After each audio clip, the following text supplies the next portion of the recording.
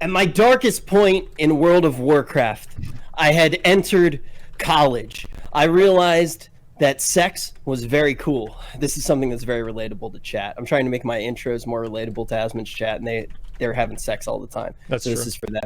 So I stopped playing World of Warcraft because, I thought that maybe sex would be a little bit better. It would maybe be a little bit better than the current DLC I was in. It was the only time I ever quit until I found a YouTube channel called Nobbel87.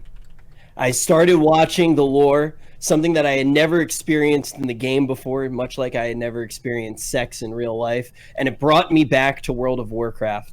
And on this show today, we have the human who is responsible for ensuring that I will die alone. Nobbel, you have brought me.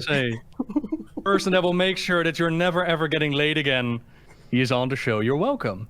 Thanks for coming on, man. I really appreciate it. I've actually been really looking forward to this episode. I'm sure that you probably have a lot to talk about the Shadowlands lore, and I, as well as Rich, I'm sure have a lot of questions.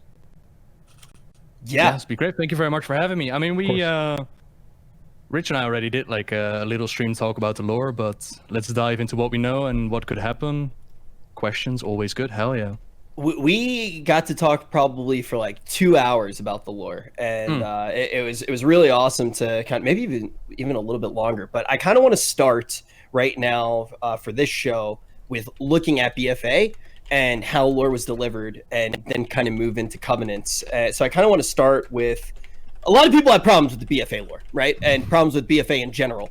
How much of that do you chalk up to a delivery problem with scaling zones and actually having the lore just given to us in a new way in this expansion?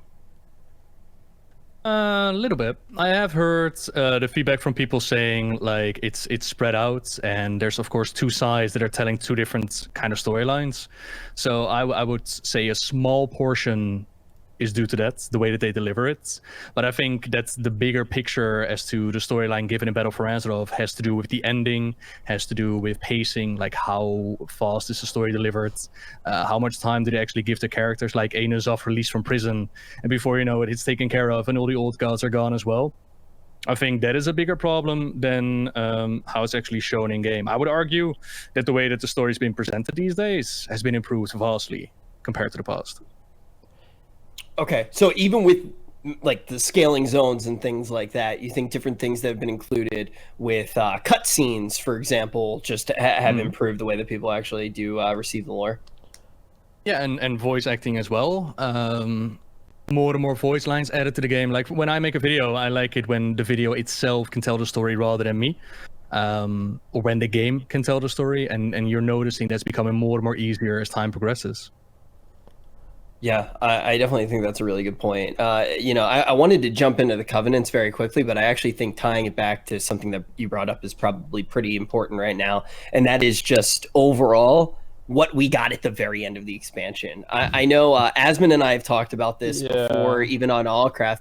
Do you remember when they first told us about BFA? When they first told us about BFA, I know personally, Asmon started sprinting around the room, literally running in circles. I did that about Classic and not BFA, okay? Don't misrepresent this. I was so excited. I remember that day in the Hilton lobby whenever I heard about it. I was very, very excited. BFA was cool too. I was excited about that too. I thought you were excited for everything. I guess, yeah, mostly it was Classic. That is true. But I remember the thing that did throw us a little bit off guard was the fact that we were starting with a faction war. Right, I think a lot of us thought that we were going to really be starting with the old gods, or at least getting into the old gods content a little bit earlier. And ultimately, even with, okay, we're building up to it, we have a little bit of a faction war getting on, we get to the crescendo, and it was basically, to go back to sex as an analogy so Asmon's viewers will understand, we basically got all the way to the end after all of that hard physical labor, and didn't get to I lost is what they say usually. We didn't get that moment. Oh no, my viewers can't relate to that. They always win. Yeah. You say I lost, yeah? Say, oh god, I lost. How many times have you had to say that one? Too many. Well, I do feel like, I mean, whenever you saw the N'Zoth cinematic, I think that you might have felt the same way, at least I did. I don't know if you agree with this, but I thought it was cool that Blizzard tried to incorporate the player's character into the cinematic. It's just that it didn't really go as well as you thought it did. What was your opinions on the way that BFA ended and like just kind of the whole story and the way they wrapped it up? Well, I agree with a lot. Like for me as well, I found it very confusing that we were once again doing the faction war story rather than the old gods. I remember clearly seeing the Lord One cinematic, and I was like, "Where are the tentacles at? You know, when are the tentacles gonna burst out of the ground?" And instead, they're like, "Yeah, you know, we'll just do Mr. Pandaria again. Here's your war chief. Oh, don't worry, she's morally gray. She's not a Garrosh, and at the end of the road, she's just a Garrosh." Sure enough, we didn't get a Siege of Orgrimmar 2.0 because she bolted out of there before it could happen. But it was very close to another Siege of Orgrimmar. And when it comes to the storytelling, I think the idea is they pretty much told two storylines. One is the faction war, in which they pretty much wanted to do better than what they did with Garrosh. They wanted to add a little bit more choice for the player. They wanted Sylvanas to be bigger and better than Garrosh was. And that would then lead into the next expansion with Shadowlands. And then there is the second storyline, which is the old gods. And I pretty much feel like it should have been the other way around. Make the old gods front and center, have the whole invasions, Nyalova, let that be at the front, and then have the faction war as the side dish. Like in Wrath. They didn't. Yeah, like in Wrath, yeah. Where you had like the whole go for the Lich King, and then there is a little bit of faction war going on, but it's not the front and center. Because we did this already. And a lot of people that played or Mr. Pandaria are like, yeah, I've seen this storyline before. And then when it comes to the old gods, it's all fine and dandy that you want to tell two different storylines, but... And we noticed, you saw the hints of this at the end of Azara's Palace, where this old god was set out of the prison. And I'm pretty sure we talked about it last time during Allcraft. Like, this is the first time that this happens. This is huge. It's fully released. And it just... like, that never happened before. And it did not deliver. It did not have the presentation to actually feel like an old god is released. Yeah. And if you look at the effects in-game, like, there's 2 zones that are being invaded. Yeah, they changed the skyboxes for 2 zones, Nobbel. What do you mean? Like, that's the old god invasion here now. Yeah, I mean, do you not feel afraid? Just for my viewers, because they might not really fully understand, can you explain like the size of Yogg Saron or Cthulhu or N'Zoth to like the viewers so they kind of get an idea of how big these are? Yogg Saron is rumored to be the size of Northrend itself. That's really about the size of an old god. Yeah, that's just a massive zone. Yeah. And I mean, in the case of N'Zoth, even if we're not talking about size, because there might be size differences between the different old gods, doesn't matter. You're looking at something that hasn't happened since the days of the Titans that came to Azeroth. There's an old god on the loose. And I personally, and a lot of people didn't feel it. And then to the ending where a mechanic, the Heart of Azeroth, that's been pretty despised by a lot of players with the islands, with filling it up, that states such a front and center moment when it comes to defeat of N'Zoth. Yeah, it's cool that your character is in the cutscene. That's actually rather nice. I don't even hate the fact that we blow up N'Zoth and we clean it. I hate the fact that he did not get the storyline that he deserved. The whole invasion bit and the whole Nyalova bit, it should have been spread out and maybe saved for the next expansion or just at the start of this one. Yeah, I mean, look at that. The raid itself, how is that not more of a zone, right? I feel like that's one of the things that I've heard a lot of people bring up, and I definitely agree with.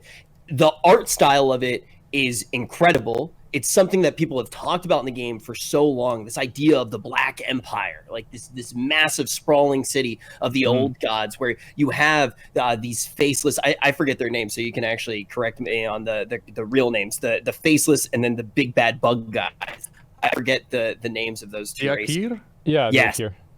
So like you have these two big bads that we don't really see have a full zone of their very own, and all of a sudden we don't get that experience. And like Asmon said, we end up in 2 old zones that just have a different skybox, and we don't get the full feeling that it felt like we were waiting for. Yeah.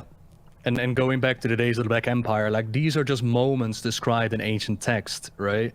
And Nyalova, once you get through the tunnel and you see like that massive skybox with the old god N'Zoth at the end, that is really cool. But I would have loved to see more about that on Azeroth.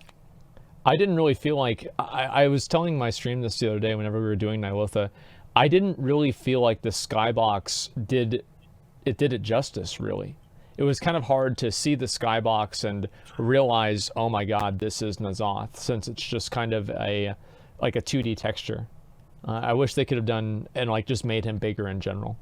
I think like having really big bosses and stuff like that does kind of create a sense of like, oh my god, wow, this is huge. Like even like Madness of Deathwing kind of was like that, because like you could see how big Deathwing was because you were in there and he was actual model and you could see the scale. And compared to Deathwing as well, like Deathwing, the effects that the world of Azeroth felt during the Cataclysm, and Deathwing was a minion of N'Zoth, right? And it's just not comparable what N'Zoth himself has done to the world. And then Magni is like, oh yeah, by the way, all the other old gods are cleansed as well. Azeroth is completely old god free. Wait, what? Good job, hero. I didn't read the quest text. Wait, what happened? There's the final cutscene where you've defeated N'Zoth and you're looking at your Heart of Azeroth, and Magni is like, well done, hero. Her song rings true once again. For the first time, she is cleansed, or the old gods are gone, something in that direction. And they hinted at this before in interviews, that K'Fun and Yogg-Saron are actually taken care of. And it now appears Did they die of old indeed, age? Apparently what we did something that the Pantheon was unable to do so. Wow. We went to their prison and we took care of them. Now, one explanation that has been spinning around is we actually go into Nyalova and we blow up N'Zoth, and some are suggesting that the explosion actually went over from not just N'Zoth but also the other old gods, and that's what cleansed it. But I mean, there's no other source to support that. And considering there was an interview where they already hinted at like K'Fun and Yogg-Saron are gone, it just seems to be like that is the storyline they want to go with. I think they'll be gone for 2 more expansions, and then suddenly Cthulhu will come back, and we'll need to kill him again. It's Warcraft after all. Like nothing stays dead for very long. Yeah, well, the thing is eventually we had to get to the point that they were dealt with, or they weren't dealt with, and Azeroth hatches, and all of a sudden we're on the back of an emo evil chick, which would have been really fucking awesome. But the thing is I want to get eventually to the source of them and actually go into the void and deal with all of that. But in my opinion, I feel like it should have been a pretty big moment when you know that they're officially cleared, and not just some small quest text to do it. Yep. Yeah, and like, that's the like people wonder like what exactly is different compared to what we did to K'Fun and Yogg-Saron. Like if our actions, right, just smacking them back into their prison, which I always believe was the case. We just pushed them back. What we thought was a teeny tiny glimpse like of their pimple. power, and the rest is still in there. Yeah. And then apparently that is enough to take care of them, and it's really weird. It's a little bit disappointing that like you don't have like massive scale events like Cataclysm, where like Deathwing would just go around in all the different zones and just set them on fire. And it did kind of feel like Deathwing had a presence in Cataclysm, like not as much as let's say like Arthas did in Northrend, but even for average players, they would probably see Deathwing or get killed by Deathwing a couple of times in the expansion, and it made it like interesting. And now like with N'Zoth, like the closest thing that I could compare it to was like the zombie invasion, of Wrath of the Lich King. Remember that? Like that was probably get another zombie invasion. Well, now, like right? that was really disruptive to players. So like I think Blizzard's afraid of doing these like large scale events that are actually like they have consequence, because they're worried about players feeling inconvenienced. Well, not only that, I mean, the Wrath of the Lich King pre-patch, correct me if I'm wrong, but I actually recently rewatched the Preach video, and it was pretty much echoed there. Yeah. Players lost their shit about it. Like, we're actually pissed off. That My mom, she was furious. Yeah. And then Deathwing, another thing which you know had a big impact on them. Like you said, very much felt the presence of buff. People was pissed off about that shit too, and I feel like it's understandable that Blizzard's scared to do those things. At the same time, it's gonna sound like I'm simping for Blizz here, but this is one of those problems that I feel like is very difficult to tackle. Yeah. But you're in a situation where players already complained about it. They're like, "Oh, why would you make the world have consequences?" And then it's like, "Please, we want something like this in the game." The second that they don't have it, and it's this very weird dynamic that continues to happen. And I think it's very hard to balance those situations. I don't necessarily think that that's why the end of this expansion was such a failure. I feel like something very wrong happened. Well, I think that it was also like a big thing, in my opinion, was the fact that the N'Zoth cinematic was like it was kind of like a throwback to Lord of the Rings, with like Sauron, like his tower falling. I feel like people thought that was kind of cheesy. And like if it wasn't something that was so central to the game, I don't think they would have cared, and they would have thought it was cool. But the fact that like N'Zoth being destroyed and like the old god being, you know, repelled was like such a central and important thing, I just feel like basically setting it up like the end of Lord of the Rings was kind of like, it wasn't as satisfying as people would have wanted it to be. A lot of people said it was stolen too. I mean, like a lot of people were Stolen, really yeah. mad about that. But I feel like there's actually been a huge thing in the community where people don't really understand what stealing content actually means. I think we've seen it multiple times in the community. It's a very interesting phenomenon that I think happens in World of Warcraft. So I will say, you know, when you actually do look at World of Warcraft lore or some other streamers, for example, usually what happens with content is it progresses and moves forward. So you have all these different ideas that happen. Different people build on them, and that's the progression of society. And sometimes if you make these wide accusations, you just look salty, I think maybe you say, or something. It seems like you're hinting at something, huh? I wonder what happened.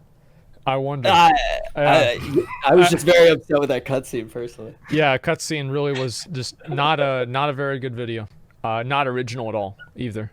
I don't know. I just feel like the main thing with BFA and Nobbel, I don't know really how you feel about this, but like one concern that I've had is that I think that the story, like if you know everything about the story isn't really that bad. It's interesting.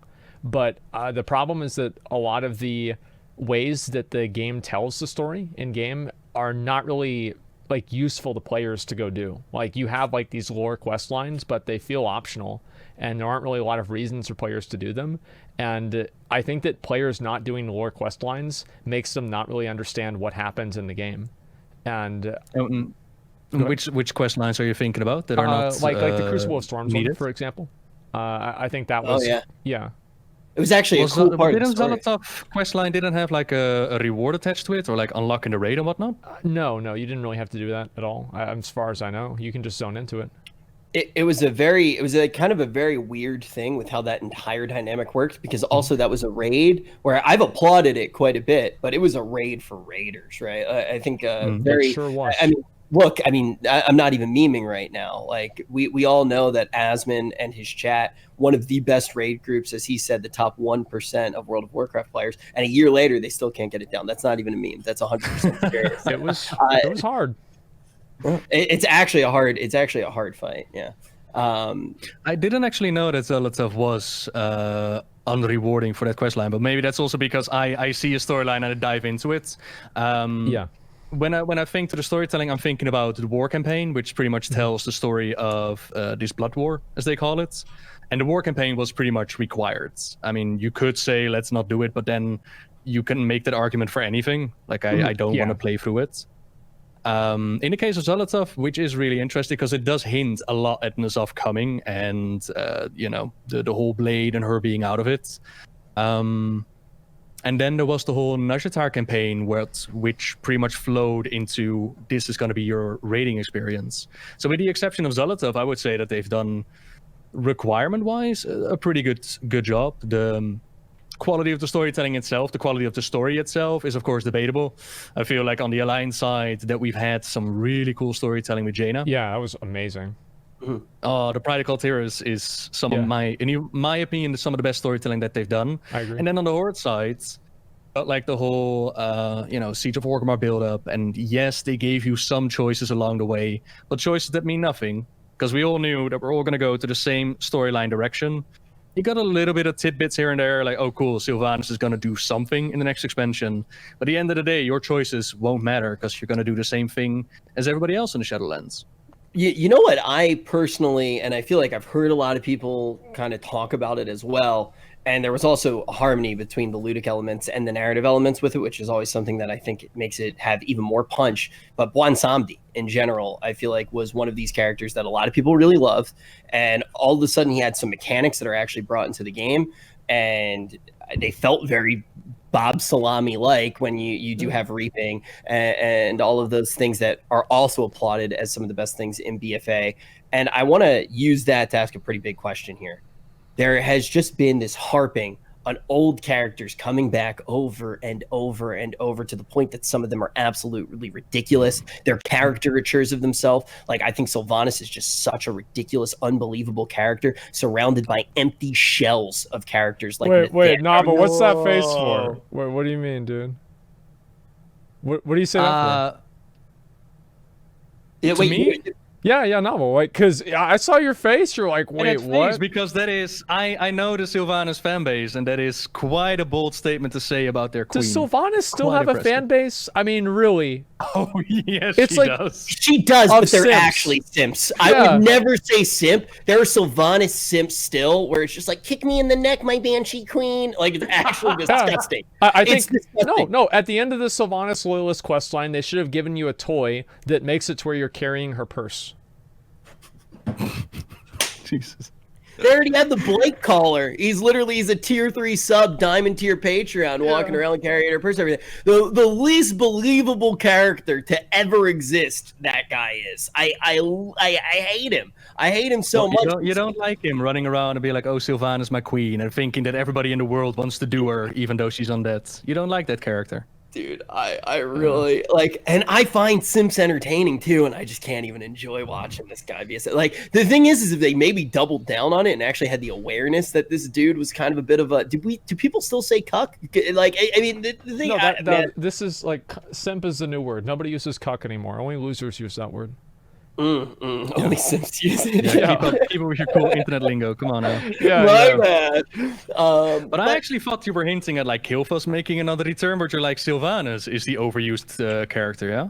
Well, I feel like history tends to repeat itself with characters being overused and reused. And now that we're moving into a place where there are quite a few moments where it makes sense for characters to come back, right? Because we're actually in the dead place, right? So yeah, it makes sense for some of them to be there, which I do think could still be good. But my big question is, do you think that they really need to be creating new characters? Because yes, there have been fails with characters like Yrel, but Bwan Samdi, I feel like, is one of the best characters to really exist. Oh, why are you hating on Yrel? What?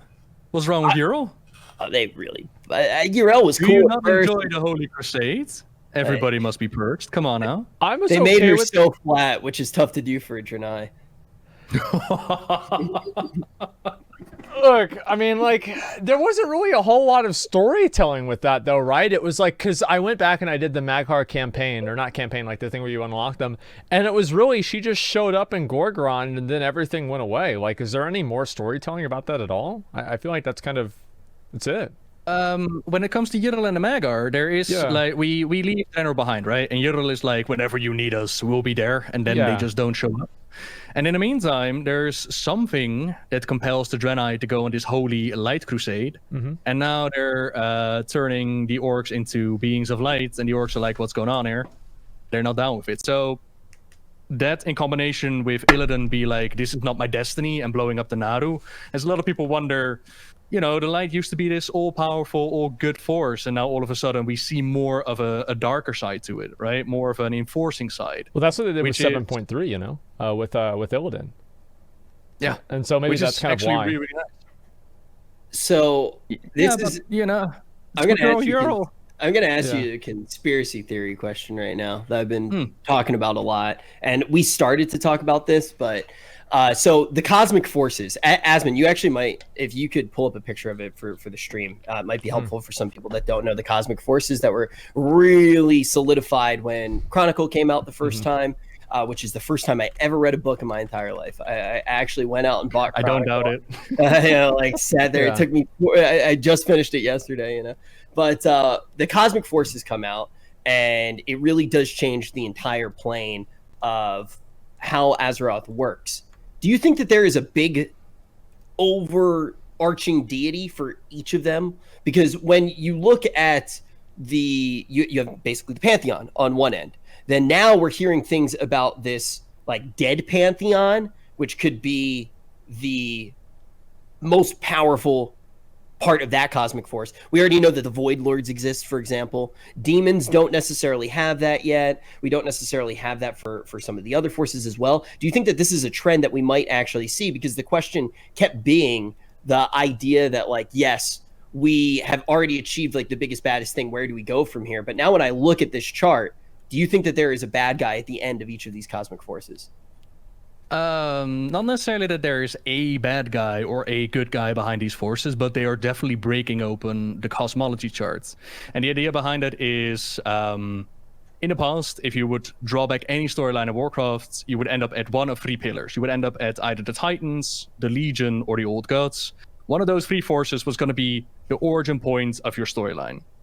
But we kind of dealt with all those 3 of them multiple times. And they actually mentioned at last BlizzCon, which I'm really excited about, which I'm really been hoping for, is that they're going to break open the cosmology charts. And we're going to learn more about the light and the forces behind it, and more about the void and the fel and the order and disorder. They are building up upon that. And now with the whole Pantheon of Death as well, which is anybody's guess what it might be. Some are saying like maybe beings like Bonsumdi and the Lich King and whatnot. I'm personally hoping that it's going to be unique and new and something we haven't heard about yet. Forces behind the forces, and they can pretty much keep that going for as long as they want. Because okay, you found the Pantheon, but what is behind the Pantheon and what is behind those guys? They can just endlessly keep going with their fantasy Turtles storyline. all the way down. Yeah. Turtles all the way down, yeah. Yeah, pretty just much. turtles behind it all. Well, the other thing that's really interesting too, and I know that this is kind of really getting into the nitty gritty, but it's something that excites me. I mean, if Bonsumdi is actually from this death area more so than the nature area, that actually has big implications of what a Loa could actually be in the game too, right? Because most of the Loas are basically kind of those wild gods so far, right? Isn't that like kind of what we know them? Even Hakar falls into the wild gods category, doesn't he? Sort of. Loa is a term used by the trolls, right? Yeah. And all the wild gods are Loa, but not all Loa are wild gods, pretty much. And in the case of Bonsumdi, like he is one of the gods of death, because there are multiple Loas in the section of death. Like there's Muzala, there's Bonsumdi. I'm sure we're going to find more of them. So those are more in the death category, whereas the wild gods, like you said, they have the whole Emerald Dream connection. And now with Ardenwald, apparently Ardenwald is like the regeneration phase, the autumn and winter compared to the spring and summer of the Emerald Dream. See, like, and also this stuff is so awesome, right? Like I have spent I'm so well much time. excited. Yeah, and like the story actually looks good, you know, going into this next one. And I really just hope the game does deliver it, because I've said this so many times. I still would not know the lore if I didn't watch your channel. The stories sound that's very true. Like Nobbel, we've watched a lot of your videos on my stream too, and they're fucking amazing. Like I've watched, I think, the Broxigar one 3 times. All right, so oh man, that one as well. Yeah, every single time I get kited by a mage and I feel pretty depressed about being a warrior, I go and I watch that video. And no, I do feel like the lore, though, it sells games. Like you think about how many people bought the Lich King, Wrath of the Lich King, to kill the Lich King. People bought BC because Illidan was on the box. And I don't think we've really had like a strong centralizing lore character like that for a long time, except for maybe Sargeras with the Burning Legion, but he wasn't really front and center. He was just kind of like an unseen force until the very end of the cinematic. Yeah, true. Like lore sells a lot, but you can also tell that they're definitely putting effort into telling the story a lot more to the people, because you mentioned Wrath of the Lich King, where people bought it because of the Lich King. Yeah. Like for me, that was the one where I jumped into it, because that is the Wrathgate cinematic, and like what is going on here? This looks so very cool. And I'm happy that they're doing it, because they are also aware with outside sources like the Burns of Shauhau and the Warbringers and the Harbingers and all the other side information, the audio dramas. Blizzard knows that people are invested in their storyline, and they're really building upon trying to get this universe going. Yet at the same time, and I think this is something that we talked about last time as well, it's difficult to build up a storyline in an MMORPG, or more difficult compared to like an RTS, because an RTS just has a lot more freedom when it comes to changes, right? You want to get rid of the Forsaken? Boom. In your RTS, the Forsaken are now gone. Whereas in an MMORPG, you're always going to have the Forsaken players. They're always going to need a home to play in. There's always going to be a Horde. There's always going to be Alliance. And there are certain restrictions to the storytelling. But it doesn't mean it can't be done, of course. I think Garrosh is a very nice character that was built up in World of Warcraft. His story, you know, around Mr. Pandaria, yikes. And then Warlords, oh boy. But yeah, it was built up in Warcraft. I feel like it was Garrosh was an example. It's like he was like, if you watch the cinematic for Warlords of Draenor, Garrosh was Orc Thanos, badass, cunning, huge, just cool. Like he was like my favorite character, Garrosh was. And then in the game, he's like this bumbling, fumbling bully. And I feel like that's always been like kind of an issue, is like making sure that players fully understand like what these characters are, and they don't really get the wrong impression of them. I think that's like kind of what happened with Garrosh in a way. And I feel like maybe they told it like that on purpose to where people wouldn't feel sympathetic towards him. I don't know. I mean, there was a clear massive shift between Garrosh Cataclysm and Garrosh Mr. Pandaria and Beyond. You could just tell. And then Warlords, there was maybe the hint of, is there going to be more? And then he was just used to kick off the next expansion. I hope they're going to do Sylvanas better. I really do. There's this very weird dynamic with MMORPG storytelling that you already kind of alluded to. There are some things that it feels like cadence-wise work really well, right? Because games inherently never want to end. Stories want to go on for a certain amount of time and then have a conclusion. That's how it works. You get that release at the very end of the story when all of a sudden it does conclude. I think having expansions actually does allow for that to happen and for the cadence to be really good. But I think time and time again, when we go from expansion to expansion, stuff doesn't really carry over the right way. They scramble to make certain parts actually fit together. And I feel like that's why it is so jarring every now and then when we do get into a new expansion. But I agree with what Asmon was alluding to. And Nobbel, I know we had a 2-hour conversation about it. It was a big part of the conversation probably a week or two ago. I'm trying to remember how long ago back it was. But really talking about having the bad guy on the box and having that narrative thing that pulls you across when like you were in Northrend, you saw the Lich King everywhere, and he was just like, "You are a weak little bitch. Come and fight me. I'm ready. Come and get me. Come and get me." And you would even walk into a dungeon and just be like, "Yo, what's up, you nerd? I'm waiting for you still." When you finally took down the Lich King, and 15 years later to this day still haven't gotten invincible like all the real gamers out there, you felt this. Oh, you poor thing. Yeah, you felt this huge impactful moment where you're like, finally, this guy who's been taunting me, I'm finally here. The second I got the game, I knew that I was going to get to this moment and finally be able to take him down. And it felt good. And also, you couldn't quit the game because of it. Well, who didn't screenshot themselves on the Frozen Throne? Like the first time they saw it in Wrath. Like, wait, really? You didn't, Nobbel? I wasn't raiding back then. Oh, I didn't even make it to the Frozen Throne. I remember the first time I made it there, I was super excited. I was like, wow, now we're here. Yep. It was badass. And there is quite a bit of debate about it, actually, because some people don't like it knowing who the end boss is going to be. Whereas I like it that we've seen the jailer model and we know what he's about. We still don't know motivation and we don't know the details of the story. We don't even know if he's actually the end boss of the entire thing. But just to know that there's a target and it looks rather badass. Yeah, I'm well excited for it. Do you think he will be the last boss, the jailer? I don't know. Like, they made him massive, but now they're also talking about like this pantheon of death, and this goes a little bit into the whole speculation storytelling. I'm personally hoping that the Shadowlands, as we see it, as it's presented, that is not what the Shadowlands is supposed to be. There are beings behind the creation of this that placed us in this like this cycle of life and death, just to keep the battery going, like Matrix style. Bring anima, die, come back in, and repeat. And I'm hoping that there's like these puppet masters behind this, and that those are going to be the bad guys. You mean besides Blizzard, right? Because that would be Blizzard. Yeah, just precisely. Besides Blizzard. No, I think that would be interesting. I mean, I in a way, I don't like it whenever they just like continuously expand things in like the pantheons, where it's like they change the scale of it with like the Titans. They used to be, weren't the Titans like the creators of the universe? And then they mentioned something recently about there being a Titan planet. Well, no, we'll go ahead. I don't recall them ever being the creators of the universe. I do remember them floating about and bringing order to the planets. And the mention of their homeworld, you mean? Yeah. Well, yeah. I mean, it doesn't conflict with anything that we knew in the past. Like, why wouldn't they have a homeworld, right? Well, I mean, so the story goes, right? And correct me if I'm wrong. All of a sudden, one of them wakes up. He looks for a girlfriend. He finds the girlfriend. They're bored.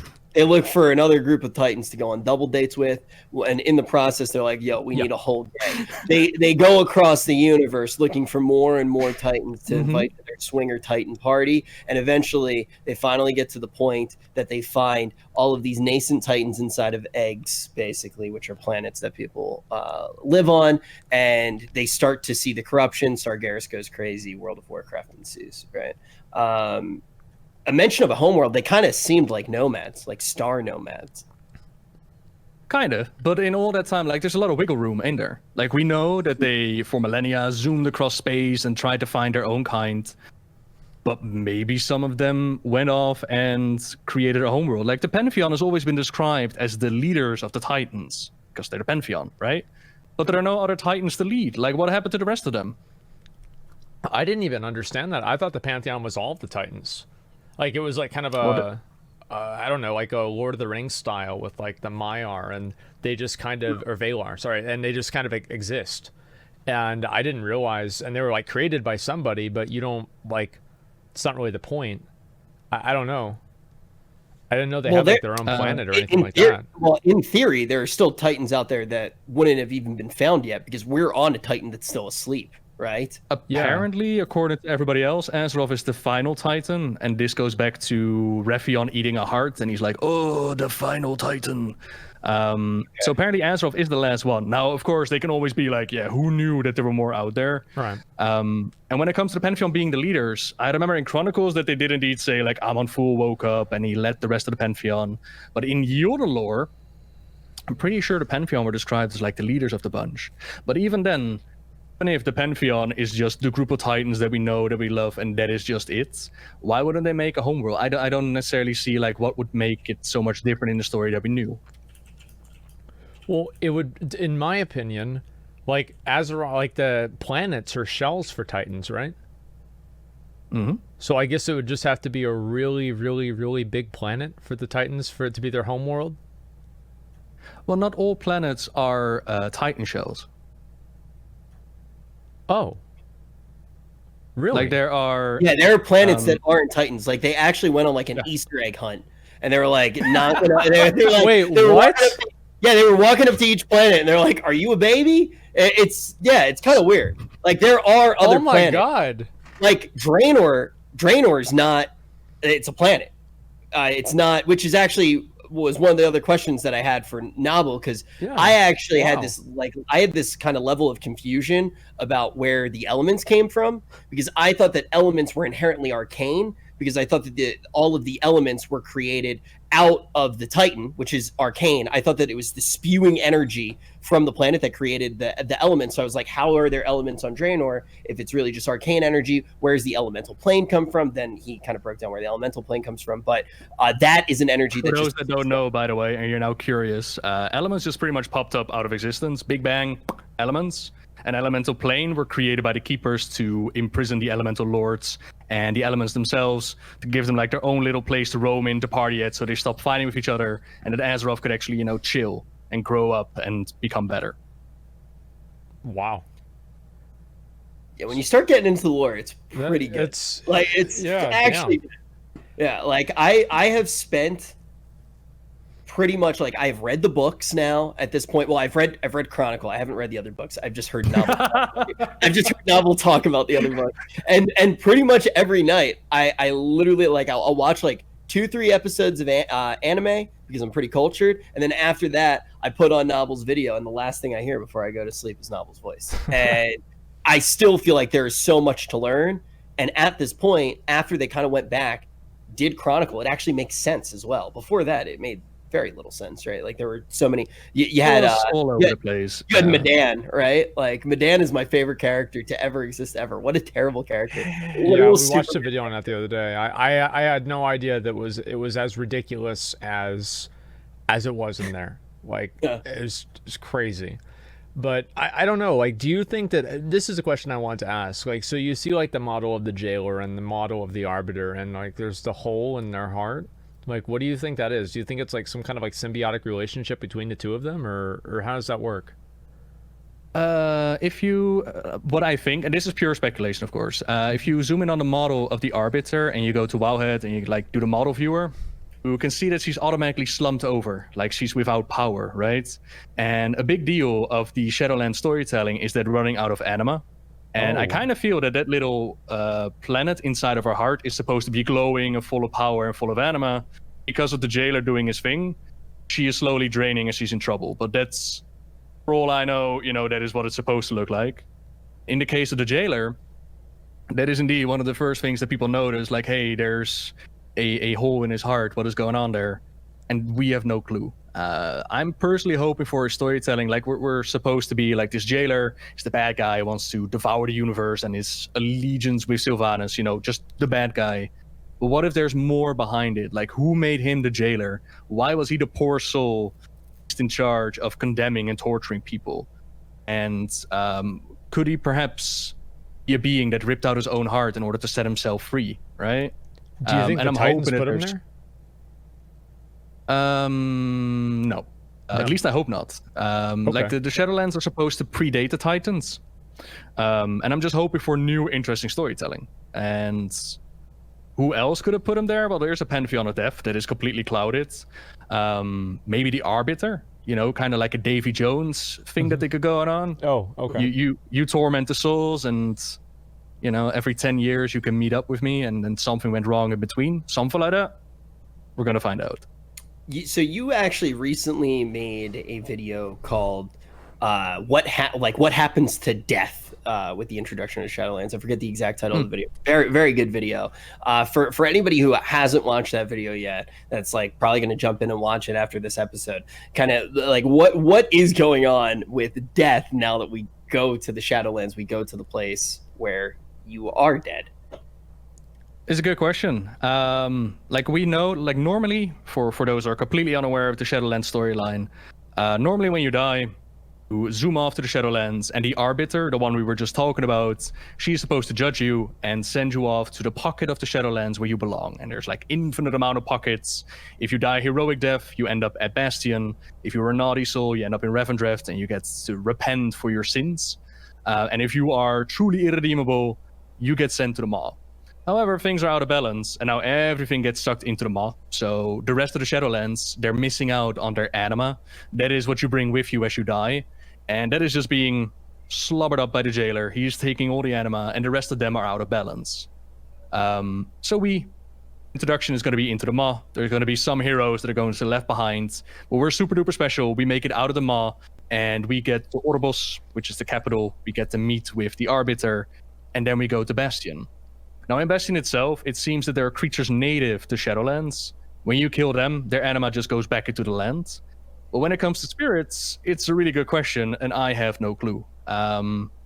It's hard to say. I would say at this point in time that if you die in the Shadowlands, you just become anima as well. Like, it's game over, your energy becomes part of the land, and that's it. No becoming a Valkyr for you, no repenting for your sins. You are just energy now, you're done. It is purely personal interpretation.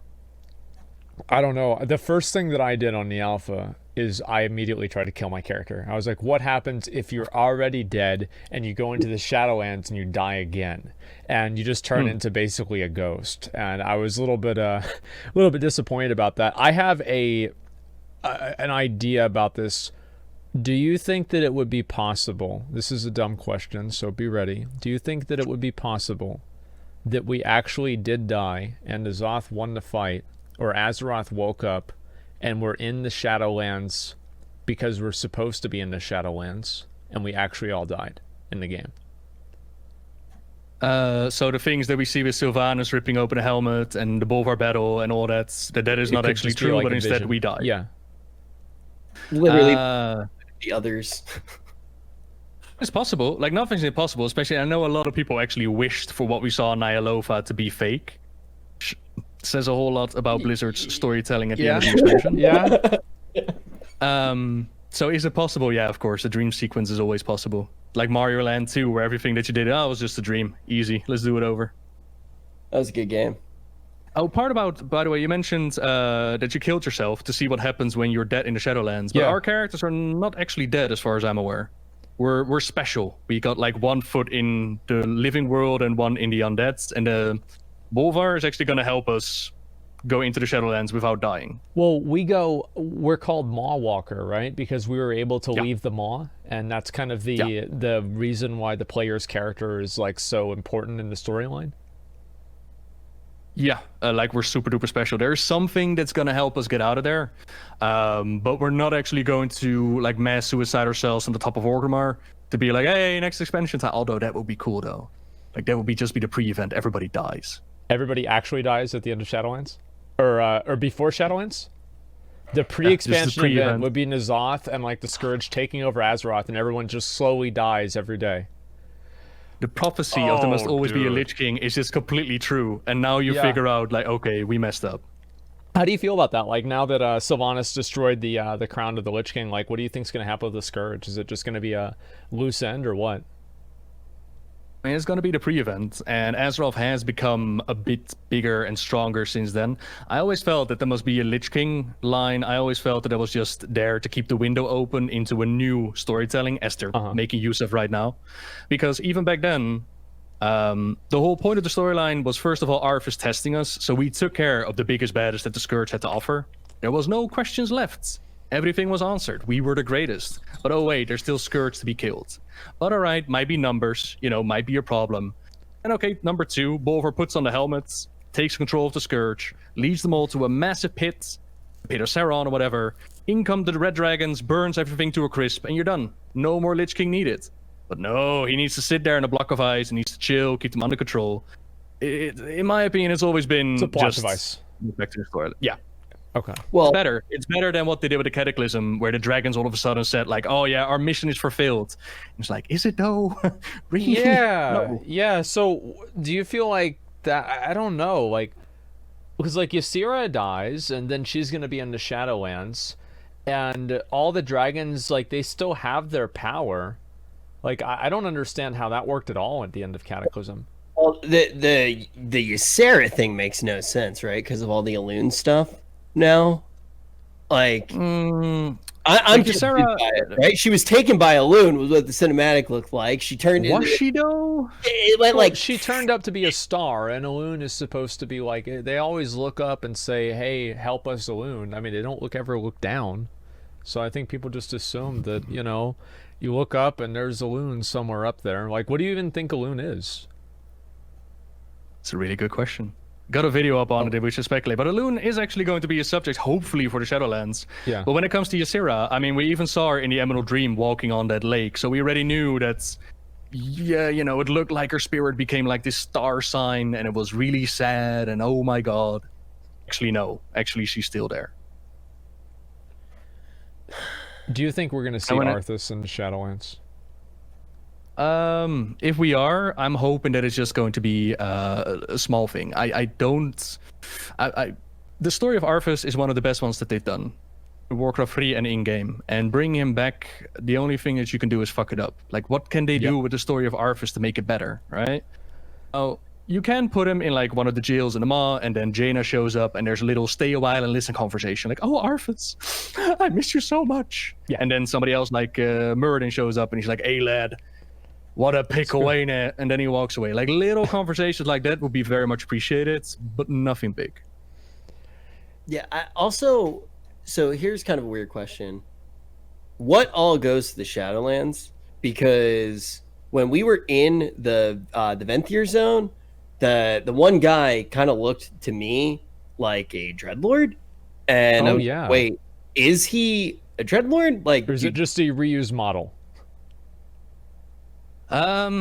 It's not impossible. But when it comes to the Venthyr and Castle Nafreza with the Nafrezim, which is the other word for Dreadlords, my personal opinion is that it's just the vampire theme, the Castlevania theme that they wanted to do again, but they already gave some of the vampire stuff to the Nafrezim and some of the vampire stuff to the Sen Lane. That is why you see like similarities between them. That is my personal take on it, because we know that the Dreadlords, they come from the Twisted Nether, right? They come from Legion space, and Sire Denethrius, he was the first of the Venthyr that started to create this covenant in the Shadowlands, and he started to make everybody else a vampire. So if we're going to go with the idea like they're all Dreadlords, then once upon a time, a Dreadlord from the Twisted Nether must have made its way to the Shadowlands to create this covenant. But then the Shadowlands existed before the dawn of time, before the Titans. So is it possible? Yes. But again, I'm personally hoping it's going to be something new and exciting. Because we know Dreadlords, and we've seen that before. Let them be their Dracula vampire thing.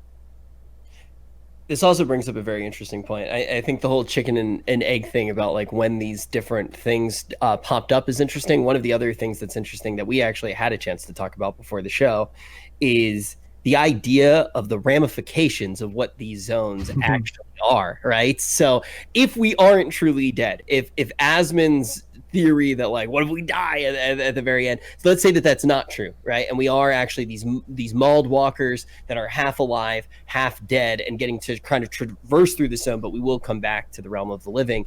That basically means that everybody knows what happens in the afterlife, right? I brought up that it kind of reminds me of that one show, The Good Place, where they can't go to heaven because they already know what's happening, so they're trying to line up all of their actions only for the cause to go to that zone. We could have a phenomenon like that actually happen in Azeroth, right? Because if Asmon is like this kinky dude who just wants to be punished by vampires, he can just be naughty in Azeroth, and then he gets sent to the Venthyr.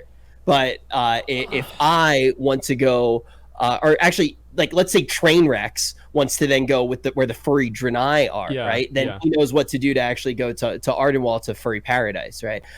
Like, all of those things would then be known, and it would change how everybody lives their lives on Azeroth. I feel like that's a little bit too philosophical.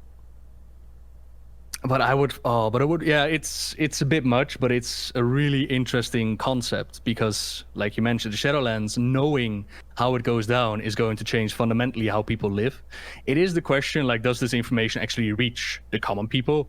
And you would think so. At least they're gonna notice that the sky has been literally shattered above Icecrown. Somebody's gonna pay attention. But if indeed that information reaches the regular people, yeah, there will be cults. There will be people living their lives no longer to live them, but for what it comes after which, and it would fundamentally change everything. Yeah. Do you feel like the bot is the jailer basically the faction leader of the Maw in the same way that Denathrius and the Arbiter are? Yeah, that seems to be the thing. Sylvanas pretty much cheated on everybody else. And she had her covenant way back in the end of Wrath of the Lich King. And she's just been giving him souls and increasing her power to the jailer. So I would say that he's the leader there, yeah. Unless something new comes up, of course. Yeah, of course. I don't know. I don't know, like, why is Denathrius bad? Because if he's like just the leader of all of the vampires, like, why is he the last boss in the raid? What does he do that makes him the enemy? Oh, that's kind of the storyline that plays out in Revendreth. Like, the jailer does not work alone. He has Sylvanas and he has Muzala, but he also has Sire Denathrius. And the idea behind the Shadowlands being out of balance, all that anima, that shortage, in Revendreth, you actually figure out, like, hey, there is no shortage. This dude has just been stockpiling all of this anima, and he's been sending it over to the Maw. And we kind of need to cut that off, and we need to stop that. So that's why he becomes, why he's part of Castle Nafria, why we go in there. Oh, wow. You, I saw you exploring Revendreth, like you remember that red beam that was in the sky? The one that's like kind of trailing towards the Maw, right? That's where they feed the anima to the Maw? Yeah. Yeah, exactly. That's all that anima that they're shipping off there. Wow, okay. And so do the Scourge from Maldraxxus, are the Scourge from Maldraxxus? Because, like, you can clearly see that, you know, it's kind of the same thing. I'm trying to remember. They made mention of it at BlizzCon. I'm trying to remember if they said that it was inspired by or if they were actually coming. I'm pretty sure it was inspired by. But yeah, there's definitely a connection between the Scourge forces and the Maldraxxians. And I went through the Kyrian quest line, and I can't feel like that there's a certain malice behind their kindness. Do you agree with that, or is that just me thinking this? They seem about as culty as S-Fan's sex cult. Yeah, they're kind of culty. The Kyrians are awful. They're just okay. Awful, all right, awful thank you. I'm right. So, like, I don't know. Do you feel like that's going to be reflected in lore, or is that just like your kind of opinion? I hope so. Okay. No, it's purely opinion. Like, at the end of the day, they could go with the boring storytelling of, oh yeah, in order to be a perfect angel, you need to let go of who you used to be. Let go of your memories. But I find it way more interesting to be like, hang on a second, somebody like Uther the Lightbringer decides that you guys are up to no good. I want to hear his side of the story. You know, maybe I should be allowed to keep my memories and who I used to be. Maybe that's what makes me me. No, why am I supposed to give all of this up? And why are you so demanding about it? I really hope that's kind of the problem, because currently in Bastion you can do about like half of the storyline, and either the rest is going to be locked behind the Covenant or is still being placed into the game. So hi. But I'm hoping that there's actually going to be a philosophical storyline and a questionnaire about the whole Shadowlands. Like, why am I supposed to be punished for these crimes? Who are you to do that to me? And why am I supposed to let go of who I used to be? I'm really hoping we're going to see more of that. So you bring me into one of the biggest topics that I wanted to dive into, which is the covenants, right? Now, there's obviously a lot of people that are kind of up in arms with the actual power side of covenants and actually having your final ability locked behind that big player choice of choosing what covenant you do end up going with. But in your opinion, as far as narrative goes, do you think that covenants have the potential to actually tell the story in a new, innovative way? New and innovative, not necessarily. I would very much compare them to the Order Halls of Legion. No. But will they give you a motivation to roll alts and figure out all the different storytelling? Absolutely. So from a storytelling side, are you excited for covenants, or are you more... Oh, yeah. Does it make sense for you to gain the allegiance of two covenants? Like, can you be... Like, let's say you do you do all the Kyrian quest lines, and then you decide that you want to go over to Rivendreth and be one of those guys, be a vampire. Does that really make sense in the lore, or is that just a game mechanic? Sort of makes sense. Turn it around. You are a Maw Walker. Okay. You are the first to ever be able to get yourself out of the Maw. This is something unheard of. And there's a lot of nasty stuff happening in the Maw. There's this jailer who is the boogeyman of the Shadowlands, because, again, nobody comes out of there. Nobody knows what's going on in there. Nobody knows what he looks like. You know, the tower. There are certain beings that need to be saved. These covenants are going to cream to get you part of their group, because you are the Maw Walker. And from your side of things, shower me with power and loot and gear. You want my affection? I want your aid to go into the tower. But give me some rewards. So it's a buyer's market. Pretty basically. much. Okay, yeah. So they're trying to take whatever they can get. Do you feel like Sylvanas is going to be a raid boss? I hope not. I mentioned it with let's do her better than what we did with Garrosh.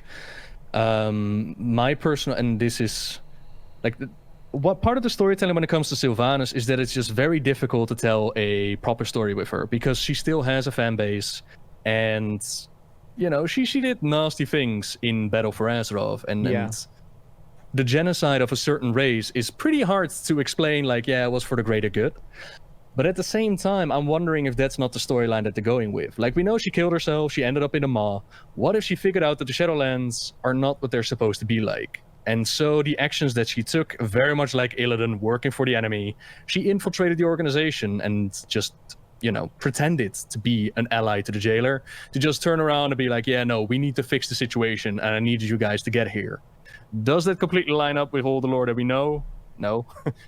But it's one of the storytellings that they can do. I've said to people in my stream before that Sylvanas' plans are so convoluted and so complex that even the writers don't understand them.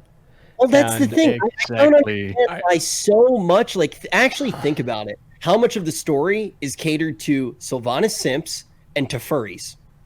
I don't know why. It's just what happened with the game. Look at the actual agendas of the game. It's very clear.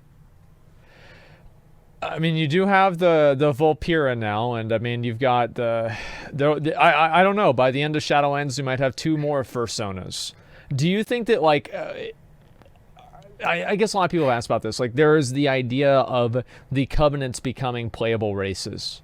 Would that make sense in the lore at all if they did that?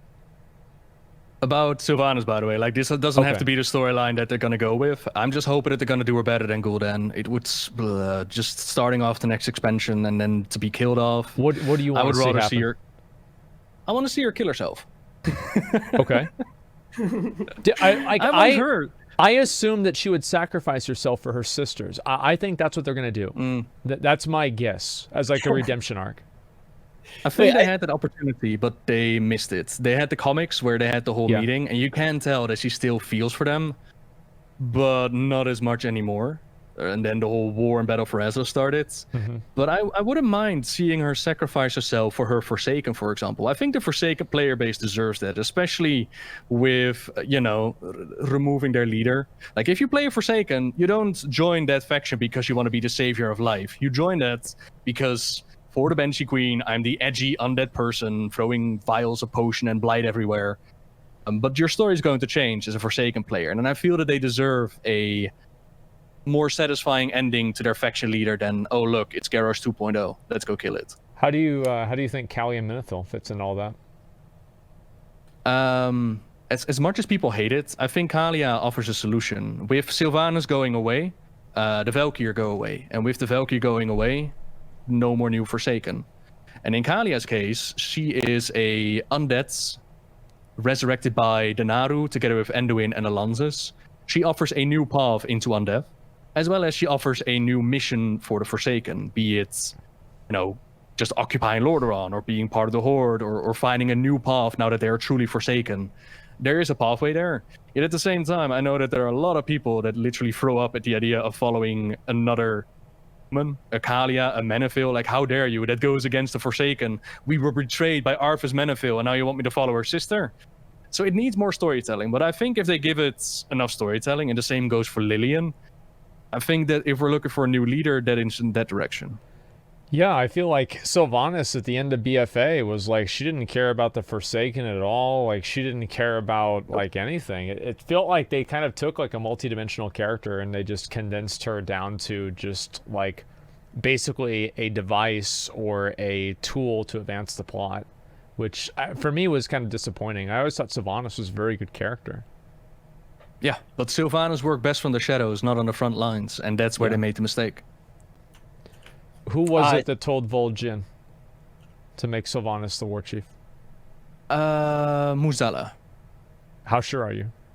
Wait, that was literally you read my mind. 99%, because there's been data mine dialogue which actually says that Muzala was the one who died, like a little whisper to Vol'jin, make Sylvanas the war chief, and Muzala is another ally to the jailer. 4D chess, get her the war chief, get her into the battle for Azeroth, get those souls to the Maw. So is it kind of like an established assumption now that, like, whenever Sylvanas killed herself at the Frozen Throne, that's whenever she met the jailer? Yeah. Okay. That is what they said at BlizzCon. That's 100% when they made contact, and the whole part about all these souls going to the Maw. Recently, I found an interview that has that in the Legion time periods. They're not specific about, is it the Broken Isles, or is it Argus defeat, or Sargeras stab in the world. But somewhere during Legion, all those souls started to go to the Maw. So we can say with 100% guarantee that the Crispy Elves of Teldrassil, as well as Sourfang, and everybody else that died in Battle for Azeroth, they're at the Maw. Wow. Also, yeah, it's really cool. Yeah. And I feel like the other thing that's pretty interesting is, where does Muzela, I always go to say Vuvuzela, where does he actually fit in though with Bwonsamdi? Like, is he a cut above Bwonsamdi? Is he in league with Bwonsamdi? Where do you actually think? And Hakar too. Hey? Sorry, and Hakar too. Bwonsamdi and Hakar. Like, how do they fit together? They all fit together in a dungeon called The Other Side, as in Friends on the Other Side. Bwonsamdi is based on Baron's Amity. If you have seen Prince and the Frog, the Disney movie, then you know about The Other Side. How do they fit together? Muzala is a Loa. You can actually go to Zul'Farrak, or now also in Zandalar, and read a plaque about him, like his titles. Really? And wow, I didn't know that. Crazy. Yeah, apparently way back when. And they also used them in the Traveler series, which is 3 books, more aimed at a lower age, but still pretty interesting. I thought that the third part, which is written by the writer that's also going to write the Shadowlands book, pretty dark. Point is, Muzala shows up there. The Sand Fury Trolls try to sacrifice our heroes to Muzala, and you can tell that Muzala can transform into whatever you're closely connected to with death. Like, for example, Murky, he nearly died to a whale shark. So Muzala appeared before him as a whale shark, kind of like that. And that's pretty much all we know about Muzala, that he is like the father of sleep and Loa of death and blah, blah, blah. He is in the same pantheon as Bwonsamdi. And in that Datamine dialogue, they actually mention, like, there can only be one Loa of death, Muzala, and it's not going to be you. So there's going to be a confrontation between Bwonsamdi. Vol'jin is going to be connected to the storyline. There's going to be Muzala. And then there's Hakar the Soulflayer, who's also going to show up in the dungeon line. Does that exactly fit in? We're gonna have to wait on the dungeon description. But knowing that his title is the Soulflayer, knowing that his abilities are very much void, knowing that you literally go into the spirit realm in order to like break the chains. And I believe in the past, in order to get like Son of Hakar up on the field, there's a lot of him connected to the afterlife. And that's how they fit together. Yeah, this expansion is going to be good. Have I been talking a lot, by the way? I feel like I I've been hope so. talking way too much. I hope so. I love it. That's yeah. This is great. Like for me, I don't know. Like a lot of the, I think like I have like very compartmentalized knowledge about the lore. Like I might understand like this little part of it, but I think like having somebody like you on the show, like one of the best parts about it is like how does it really connect? And I think one thing I'm wondering about is like is the Shadowlands and the Twisting Nether connected at all, or are these like kind of two completely separate entities? Two entities, yeah. Okay. Basically, Twisted Nether is demon territory, but if you step through a portal, you actually travel through the Twisted Nether. And it's really complicated, but basically you make like a layer out of your dimensions, which means that you can jump into one part, you go through the Twisted Nether, and you end up on the other parts. And then the Shadowlands is pretty much the afterlife. It's still the question, and I'm really wondering, because they're hinting at like a creator of the Shadowlands. Yeah. With the Vendor, we know that like Sire the Nephrius is like the first one. So at some point in time, there wasn't the Vengefyr Covenant. And I'm really wondering if they're going with the idea of the Shadowlands as they're showing it in this expansion is actually not what it's supposed to be like. I really wonder. What do you want to see Shadowlands like cover in terms of the lore? Like what would you like to see transpire? New stuff. I don't mind cameos of dead people, but like the Pantheon of Death and like the idea of this wasn't what it was supposed to be like, that has my lore boner tingling. I'm like, oh yeah, give me that new stuff. Yeah. Give me that interesting stuff. Chronicles is great. It helped create the lore. And the cosmology chart is awesome as well. But you can expand and build upon it so much more. Let's, faction war and old gods and legion and demons. I've seen it. Give me new stuff, and I'm hoping that we're going to see that. Yeah. And it does seem like we have that opportunity, right? And I feel like also with the cosmology chart too, when you talk about the cosmology chart and what you said earlier about it opening up is one of the things that is so exciting, because there is so much that is unknown, right? Like we can really kind of dive into what some of these other entities could be, what their place in the universe truly is, and that's exciting. Do you think that Azeroth's ever going to hatch? Do you think that they will ever do that in the story? Yeah. I mean, that was my ending for Battle for Azeroth. I wanted to see it, man. I wanted to see her sliver out of Azeroth, like leave an empty shell behind and just yoink that sword out of the planet and be like, yo, Sargeras, you forgot something. And then she just bolts off to try and find Sargeras for a future Void Lords Pantheon team-up expansion. And we're just sitting there like, oh shit, the world is literally blowing up. Oh, what's that? Oh, that's the Shadowlands? Oh, cool. We'll go there now. That was my ending, but, Do you think we're going to have a Void Lord expansion where Sargeras and Illidan come back as a comedic duo and help us defeat the Void Lords? Illidan's going to sit on his shoulder and he's like, hey, Sargeras, you doing good? And Sargeras like, la, la, la, la. Yeah, absolutely. Like, the reason why Sargeras turned like bad dude was because of this whole, oh no, the old gods never corrupt a Titan spirit, right? That's the whole reason why he formed the Legion and went to do his business. But apparently, according to all sources, Azeroth is the final one, and has now been cleansed of the old gods. So there is no more reason for him to be who he is now. He can go back and be the champion of the Pantheon.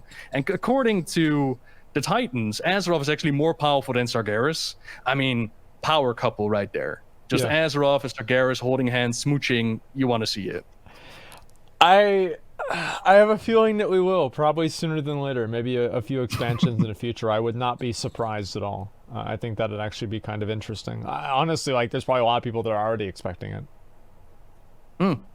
Like I said, like Battle for Azeroth ending could have been great. And sometimes people wonder, like, how far and how long can they keep these expansions going? But story-wise, like, it's a fantasy story. They can keep it going for as long as they want. What about the sword, though, dude? I mean, like, he's got the big fucking sword right in the middle of the earth. And I don't know, I feel like that's kind of like... You'd say it's a little thing that they forgot, but it's not little. Like, it's really, really big, and it's just there. Like, what's gonna happen with that? It's a nice monument for people and tourists to visit. Silphus is going to find an increase in tourism, like... Okay, like Mount Everest. You can tell. You can tell Aspen just like is looking at that sword every time he goes past it, and he's just like, "Can I get that?" Yeah, when am I gonna be able to use trying this? to loot it. Yeah, exactly. I don't know. I always wondered about that People chipping too. off little bits and making their own swords out of it. That would be well cool. Yeah, I like that idea a lot. That sounds like a great idea. So now that we're going over to the Torghast and we're meeting the guy who crafted Frostmourne and the Helm of Domination, how do you feel like that interaction is going to go? And like, who do you think that really is? Do you think that is the jailer, or is, I mean, it can't really be the jailer, can it? It has to be somebody else. Also, can we break that down a little bit for the people in the chat? I don't know if everybody would know kind of what's going on there, because it is pretty exciting, the idea to have kind of this like master forgers. Like, so for anybody who doesn't know Nobbel, kind of what's going on there. The idea behind it is the origin story of the Lich King, and we're not going to go too far back, but we know that the Lich King was like created by Kil'jaeden and the Dreadlords. Now they're adding on top of that the Helm of Domination and the armor and Frostmourne. Apparently there is this smith that's created it. I saw a tweet recently that actually that they mentioned in an interview that the armor and sword was stolen. I haven't heard the interview myself, but I found it very interesting because it implies that it was actually created for someone else. But either way, Frostmourne, the helmet, all of that became the Lich King as we know it, and now that's being shattered and ripped apart. So going into the Shadowlands, we're going to find the dude who crafted it. There is an NPC in the town of Torghast called the Rune Crafter. Yeah. That might be it. But all we really know at this point is we're going to learn more about the history behind Domination gear, and we're going to craft our own Domination gear. Like in Torghast, you get materials and reagents to make your legendaries and whatnot. Yeah. Pretty sure bring that back to the smith. So so the players effectively now are powerful enough to use Frostmourne. I've been powerful enough to do that for a while. Well, I mean, imagine Arthas was able to do it back then. Yeah, but Arthas is like the prince. He was Arthas. I mean, if you're willing to sacrifice your soul, you can run around with Frostmourne. Have you not seen all the artifacts that you picked up in Legion? Yeah, I've seen I'm those. pretty sure that we have literally run around with portal-making, reality-shattering, world-draining weapons. I think we're good. Oh, wow. All right, okay. So, I don't know, like meeting the guy that makes Frostmourne, then having him make you armor, I don't know. It's certainly a lot to me. I'll say that. I'm well curious about it. I mean, especially since they're gonna explain more about Domination gear. Like, for all we know, for this little smith, Domination gear is like the shitty A stuff that you vendor. Like, maybe he can make way more powerful stuff, but only this was stolen, so, you know, they got like the shitty gear out of his store. Yeah. You don't know. Well, I know that the armor itself looks really fucking cool. Like, I've seen like the you've seen all of the armor sets, right? The Maw armor sets from like the legendary gear. Bits and pieces, yeah, but it looks really nice. Yeah, it is incredible. Dude, there's been all of the gear that's been coming out recently too. I know that the Maw gear came out like a little while ago, but there was some new gear that came out recently. I don't even know what it's for, but the Castle cloth Nathria looks so good. Yeah, that's actually the leather stuff for it, right? The incomplete one. Yeah, but I didn't want to look at that. Like, let's just look at the important thing. We're gonna take a look at the plate here.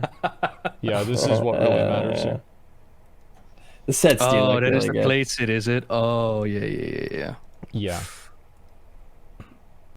I think your camera F that you just look like you're drooling over the plate gear right now. Well, I mean, look, that's pretty accurate, actually.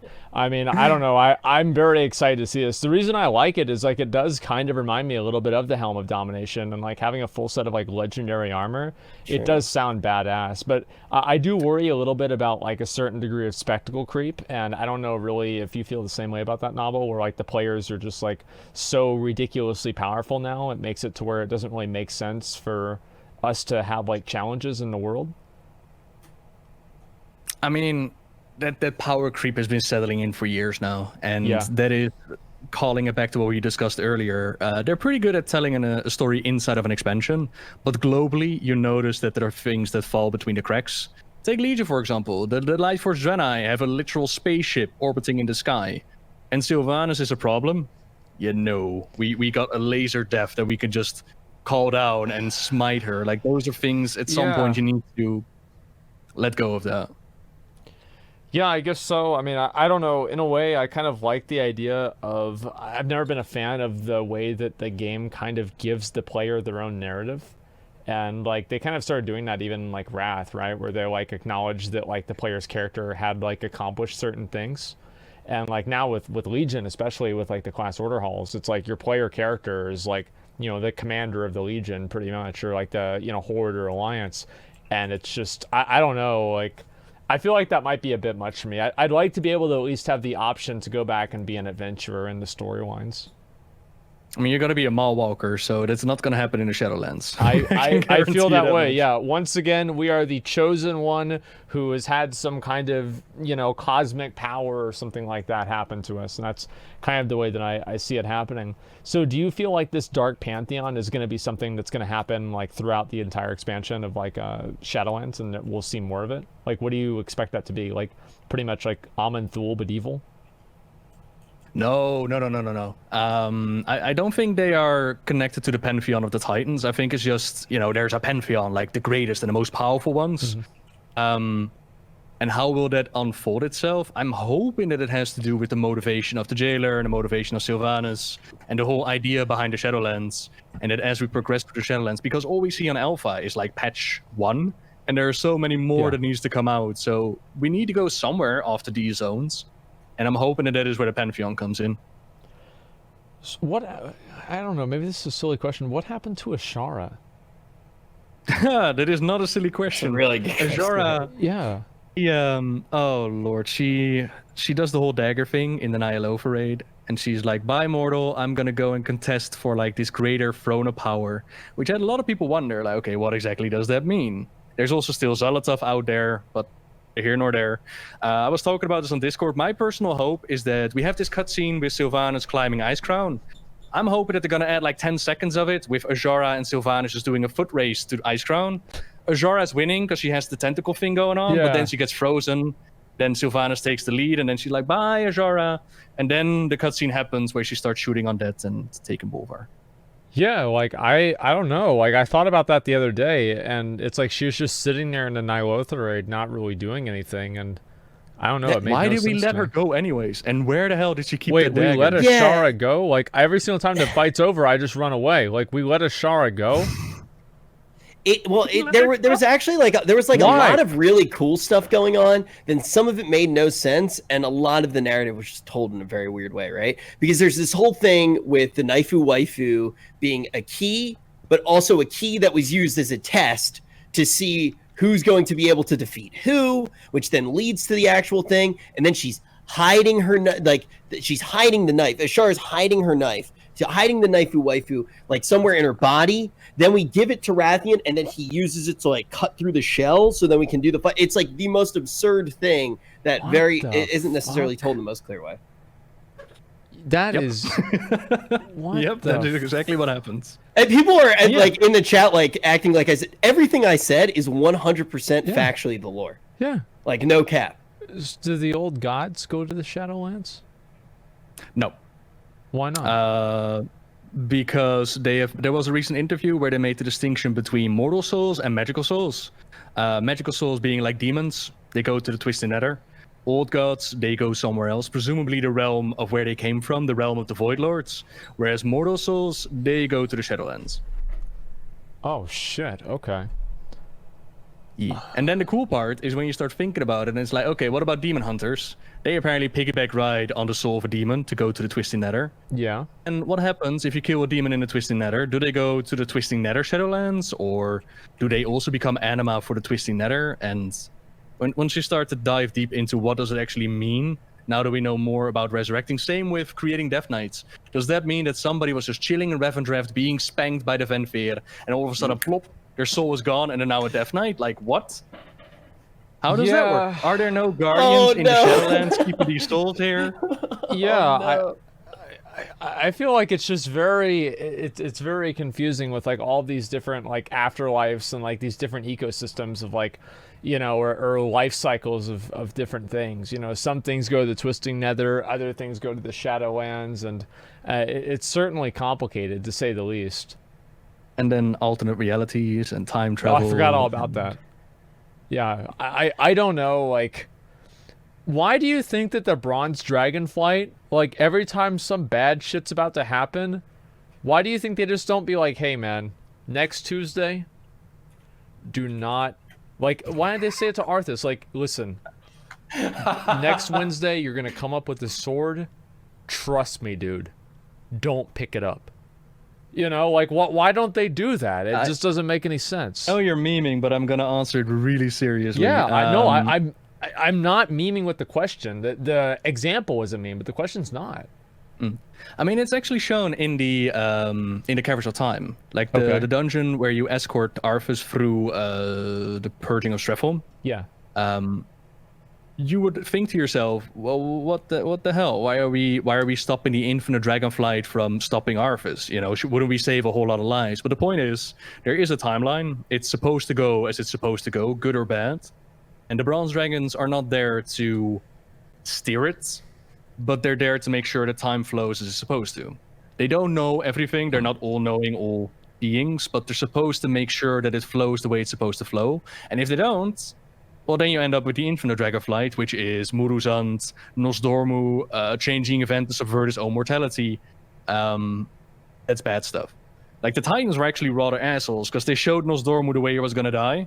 And then they were like, yeah, okay, you got powers over time, except for that part. You're not supposed to change that part.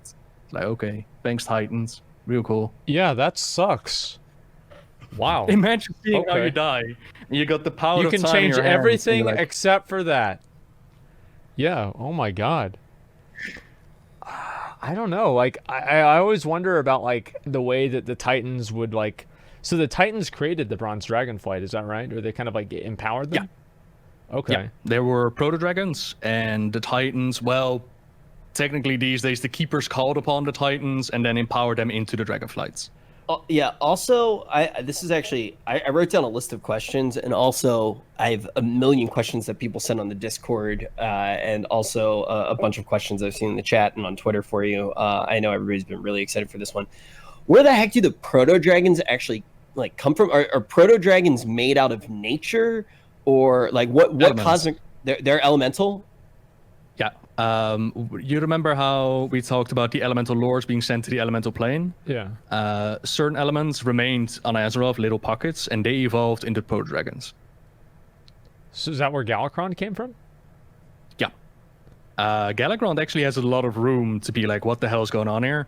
Galakrond was this massive thing that went out of hand, and all of a sudden he's eating his own kind, puking them up, and they become back as zombies. Where Galakrond comes from, and then that whole battle with Tyr and this hand devoured and the little of the Proto Dragon aspects helping him fight, that is what earned them the title of becoming defenders of the world. The Keepers called upon the Titans to empower these dragons and a whole bunch of other X, because otherwise, you know, incest. And then the dragons were there to guard the world. Yeah, wasn't it nice? Dragon lore's fucked up, dude. Dragon lore with the orcs imprisoning Alexstrasza is dark. And then all of that with Galakrond, and then they move him over to Hearthstone, and he ruins that game. But he is one of the more interesting. Has he ruined it? Yeah. Well, I mean, we can't maybe put that all on Galakrond, but I actually haven't watched and I know you did a full video. I haven't watched it in a very long time. I actually need to rewatch that because I am kind of rusty on the Dragon lore.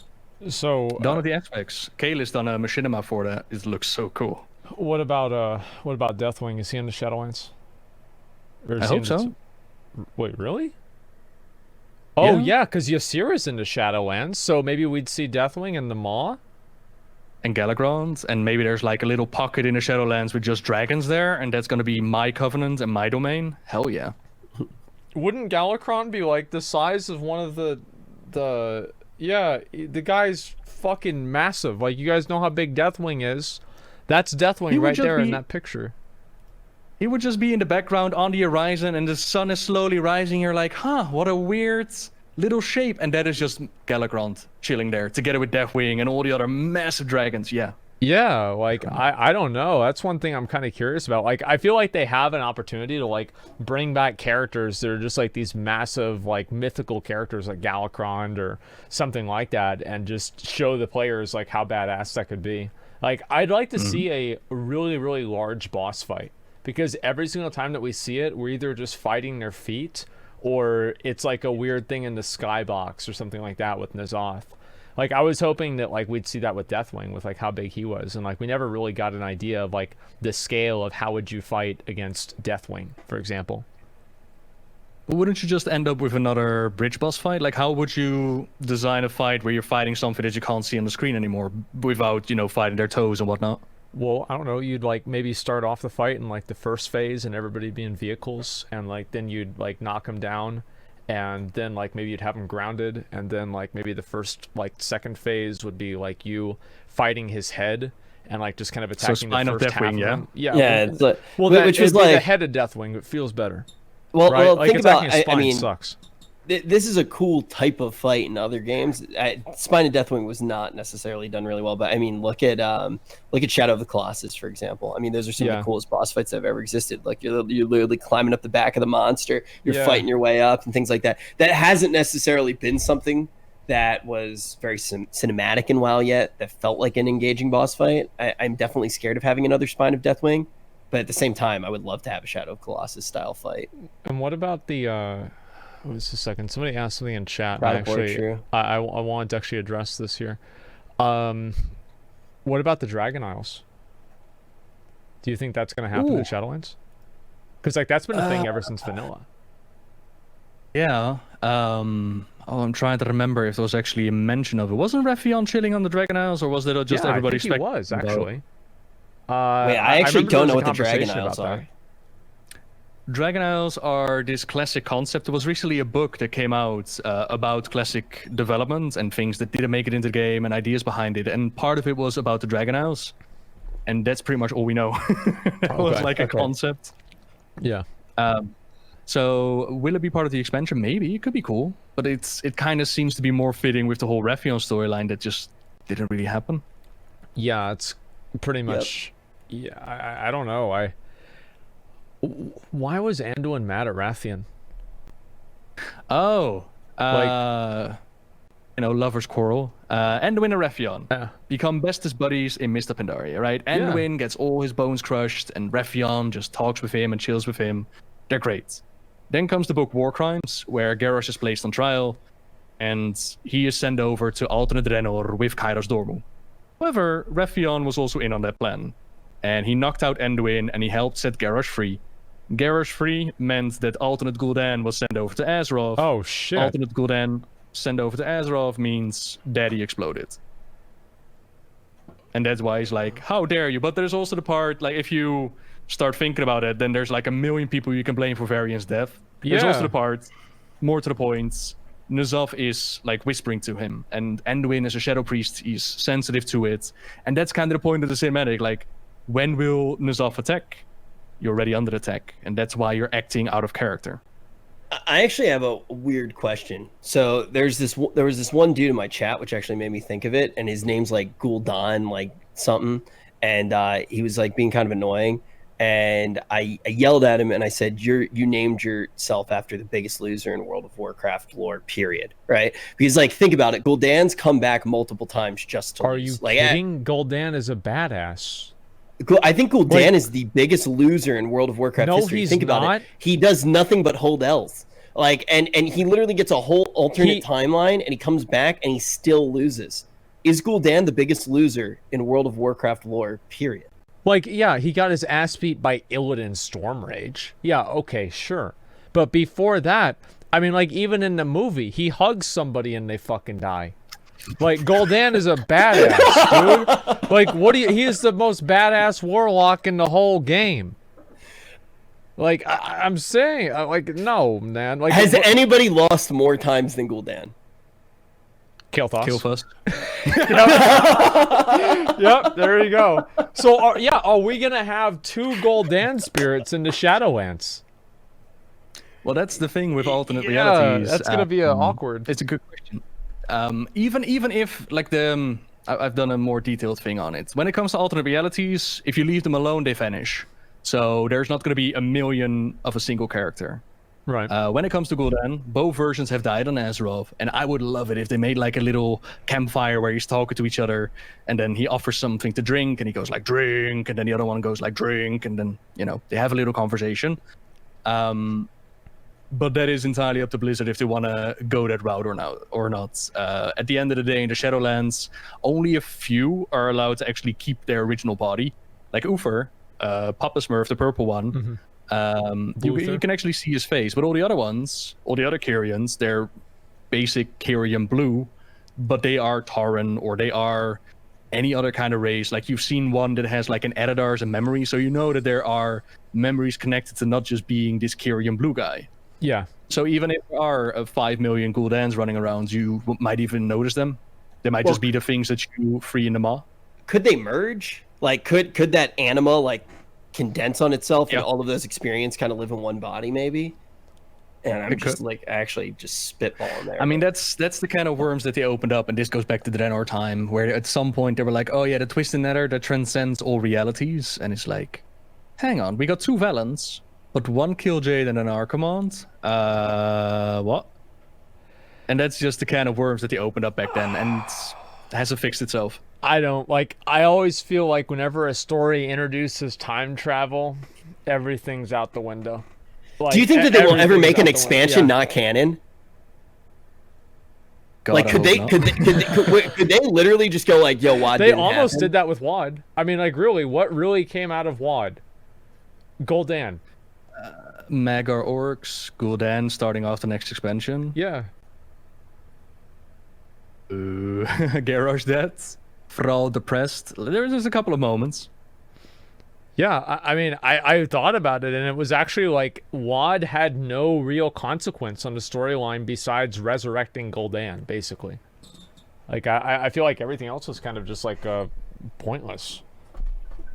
Like, we've already killed Archimonde before. They already killed Gul'dan before, for that matter. True. I mean, the one thing that really comes to mind is the battle between Garrosh and Thrall, where Thrall now has to deal with turmoil, which then played over into Legion. But the fun part is, if you look at the follow-up between Mist of Pandaria and the next expansion, Draenor fits just as well as Legion does. You can tell, like, there was a Warcraft movie back then. All of a sudden, we're dealing with these original hordes. So who do you think's going to be the next war chief? Loa Vol'jin. Come on, Vol'jin needs more. Nah, he's not going to be the new war chief. I'm hoping, speaking about the faction conflict, like at some point we're going to go back to it. I'm actually hoping that they're going to turn the tables for a change, and that we're going to see infighting amongst the alliance. They're going to be the aggressive ones, and that the horde is just chilling there with the little council and be like, la la la, nothing wrong here. What are you talking about? And now the alliance has to deal with it. So no war chief. Because that was the explanation they used, ain't it? There was no need for a war chief in a time of peace. But yeah, that's what they said. I don't know. I hope Thrall comes back and becomes the war chief again. I just feel like that. Really? Yeah, because he's the guy that made he made Durotar. Like, I mean, he made, not made it, but he named Durotar. Like, I don't know. I feel like Thrall is he's the main guy of the horde. You know who would be a really cool leader that I feel like a lot of people haven't been talking about for war chief is actually Kiro. I think Kiro would be a very good war chief. Who? Cairo? It's the Volpira leader. Who? Yeah, exactly. Literally nobody cares about that. It reminds me of isn't there a city somewhere that elected a cat to be the mayor? Like, that's a dog, the mayor of town. Yeah. That's pretty much what we're looking at here.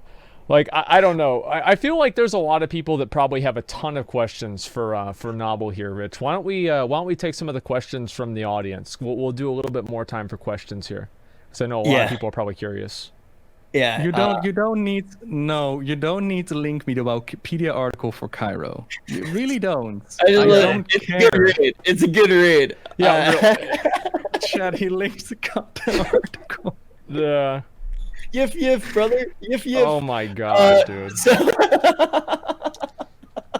I don't even despise the Volpera, but you're pushing me there. Damn. Dude, Asmon just gets really sensitive about it because he doesn't like when people talk about the fandom. It's fine. It's fine, Zach. No one likes Whatever you want to do in your free time, it's okay. Yeah.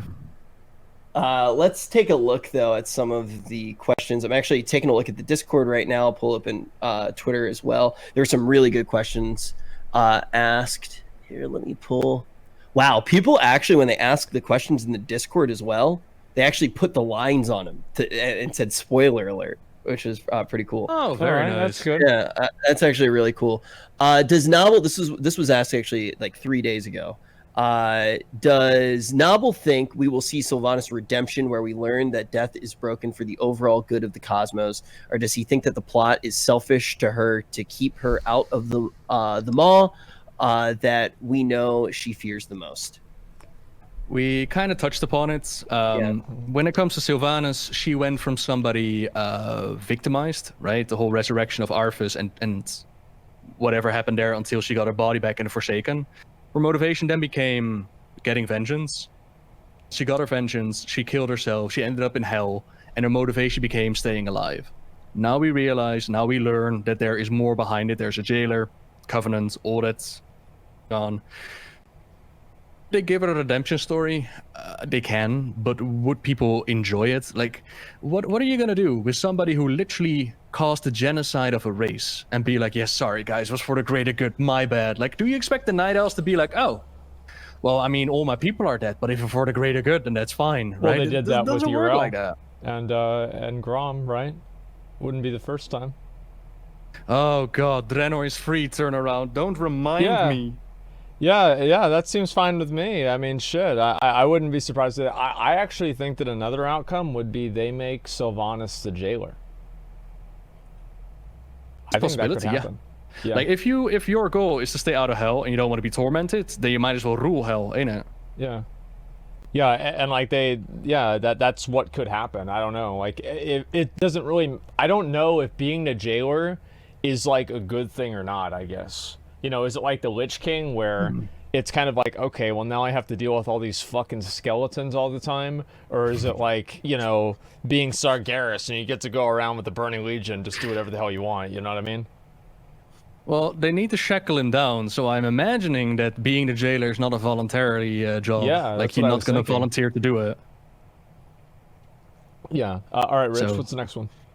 This one says, this is actually really interesting. This one got tweeted at all of us. It said, am I the only one noticing when Algalon said that millions of lives wasted? Does that mean that previous empires and races existed before us currently? And then it's a screenshot of, I have seen worlds bathed in Maker's flames, their denizens fading without so much as a whimper, entire planetary systems born and raised in the time that it takes your mortal hearts to beat once. Yet all throughout my own heart, devoid of emotion, of empathy, I have till nothing. A million lives wasted. Had they all held within them your tenacity, had they all loved you as I do. You need to do the voice, Dad. Otherwise, not a fun bedtime story. You need to do the voice. Yeah. Everybody always says cringe when I do voices. And then they go. So the question is, yeah. Then they go Luigi Millhouse Manastorm, and it hurts my feelings. Okay. That's about right. Well, what about I'm curious, like, do you feel like there have been like previous Azeroths, basically, or previous civilizations before? Like, Algalon just been keeping an eye on different solar systems and planets amongst ours, and he was like, well, the other guys just died, right? You guys are awesome. You formed a raid team, and you slapped me silly until I realized that you guys are special, and instead of purging your world, we're just not going to do it. Good job. Yeah, makes sense. Okay, all right, that makes sense. That's at least the way that I always interpret it. So I don't think there's been multiple versions of Azeroth that he was like, yeah, those all died. I think it was more like he's keeping an eye on multiple things. Question. This is not one sent in, but I just popped up into my mind. What is the deal with Millhouse Manastorm? I know he's coming up. Coming Wait, back. what? What the fuck? Millhouse Manastorm. I actually did last week a video on Millhouse. Yeah. Millhouse is going to be in the dungeon the other side, together with Hakar, together with Muzala, and his wife is going to be there. Now, the idea behind Millhouse is he's shown up a couple of times. First time was in Burning Crusade, where we liberated him from the Naru prison. There's apparently also history between the Manastorms and Zalatov, the waifu blade. And in Battle for Legion, we find out that his wife, Maleficent, was actually imprisoned in Dalaran. We set her free. There's this whole achievement where you use his toy and you piss her off. She'd be like, how dare you? But at the end of the fight, she minimizes herself, crawls under the door, and she's like, I'm out, suckers. So now, in Shadowlands, for some way, somehow, they end up in the other side. My personal hope is that they just killed each other with their inventions and their magic. The Dungeon Journal description is pretty much they have like a workshop or some nonsense is working there. Details are still to be revealed, but they are part in the Shadowlands.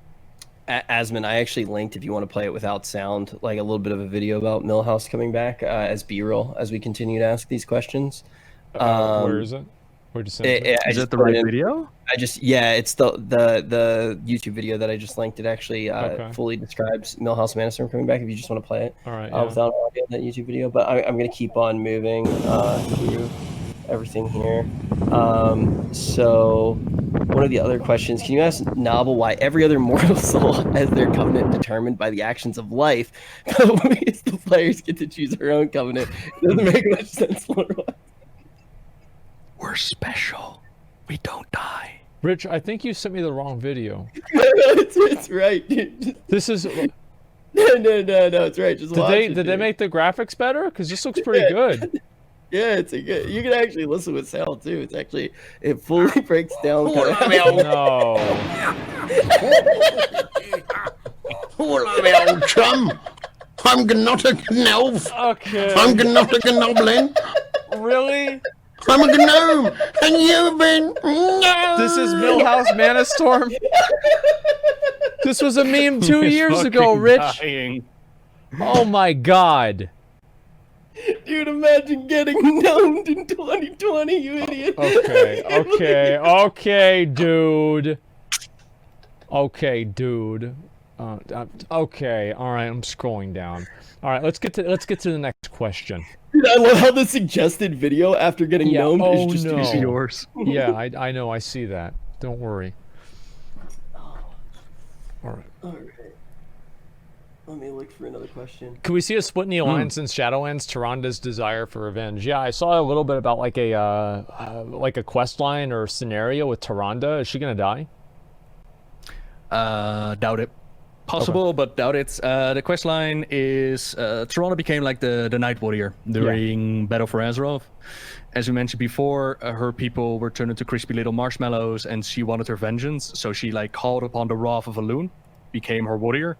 And the scenario describes that we witness like the final moments of the Night Warrior, which could mean that, you know, Tyranda being the Night Warrior, she dies. I'm personally hoping it's more in the direction of she learns about the history of the Night Warrior and what happened to those who were not able to let go. And so she learns more herself. Okay, so it's not like she's gonna die. Alright, that's probably good. I'd hate to see Tyranda die. Like, do you think that we'd ever see like more than 2 factions? Because that's what it was in Warcraft 3. Yeah. Well, there's a difference between RTS and MMORPG. Yeah. Like, I feel like a lot of people are ready to let go of the Alliance and the Horde. Some still feel like faction pride, like for the Horde and for the Alliance, but for Blizzard, apparently Blizzard is not down with it, and I really find it a weird decision. Like, it fixes the problem of a dwindling player base.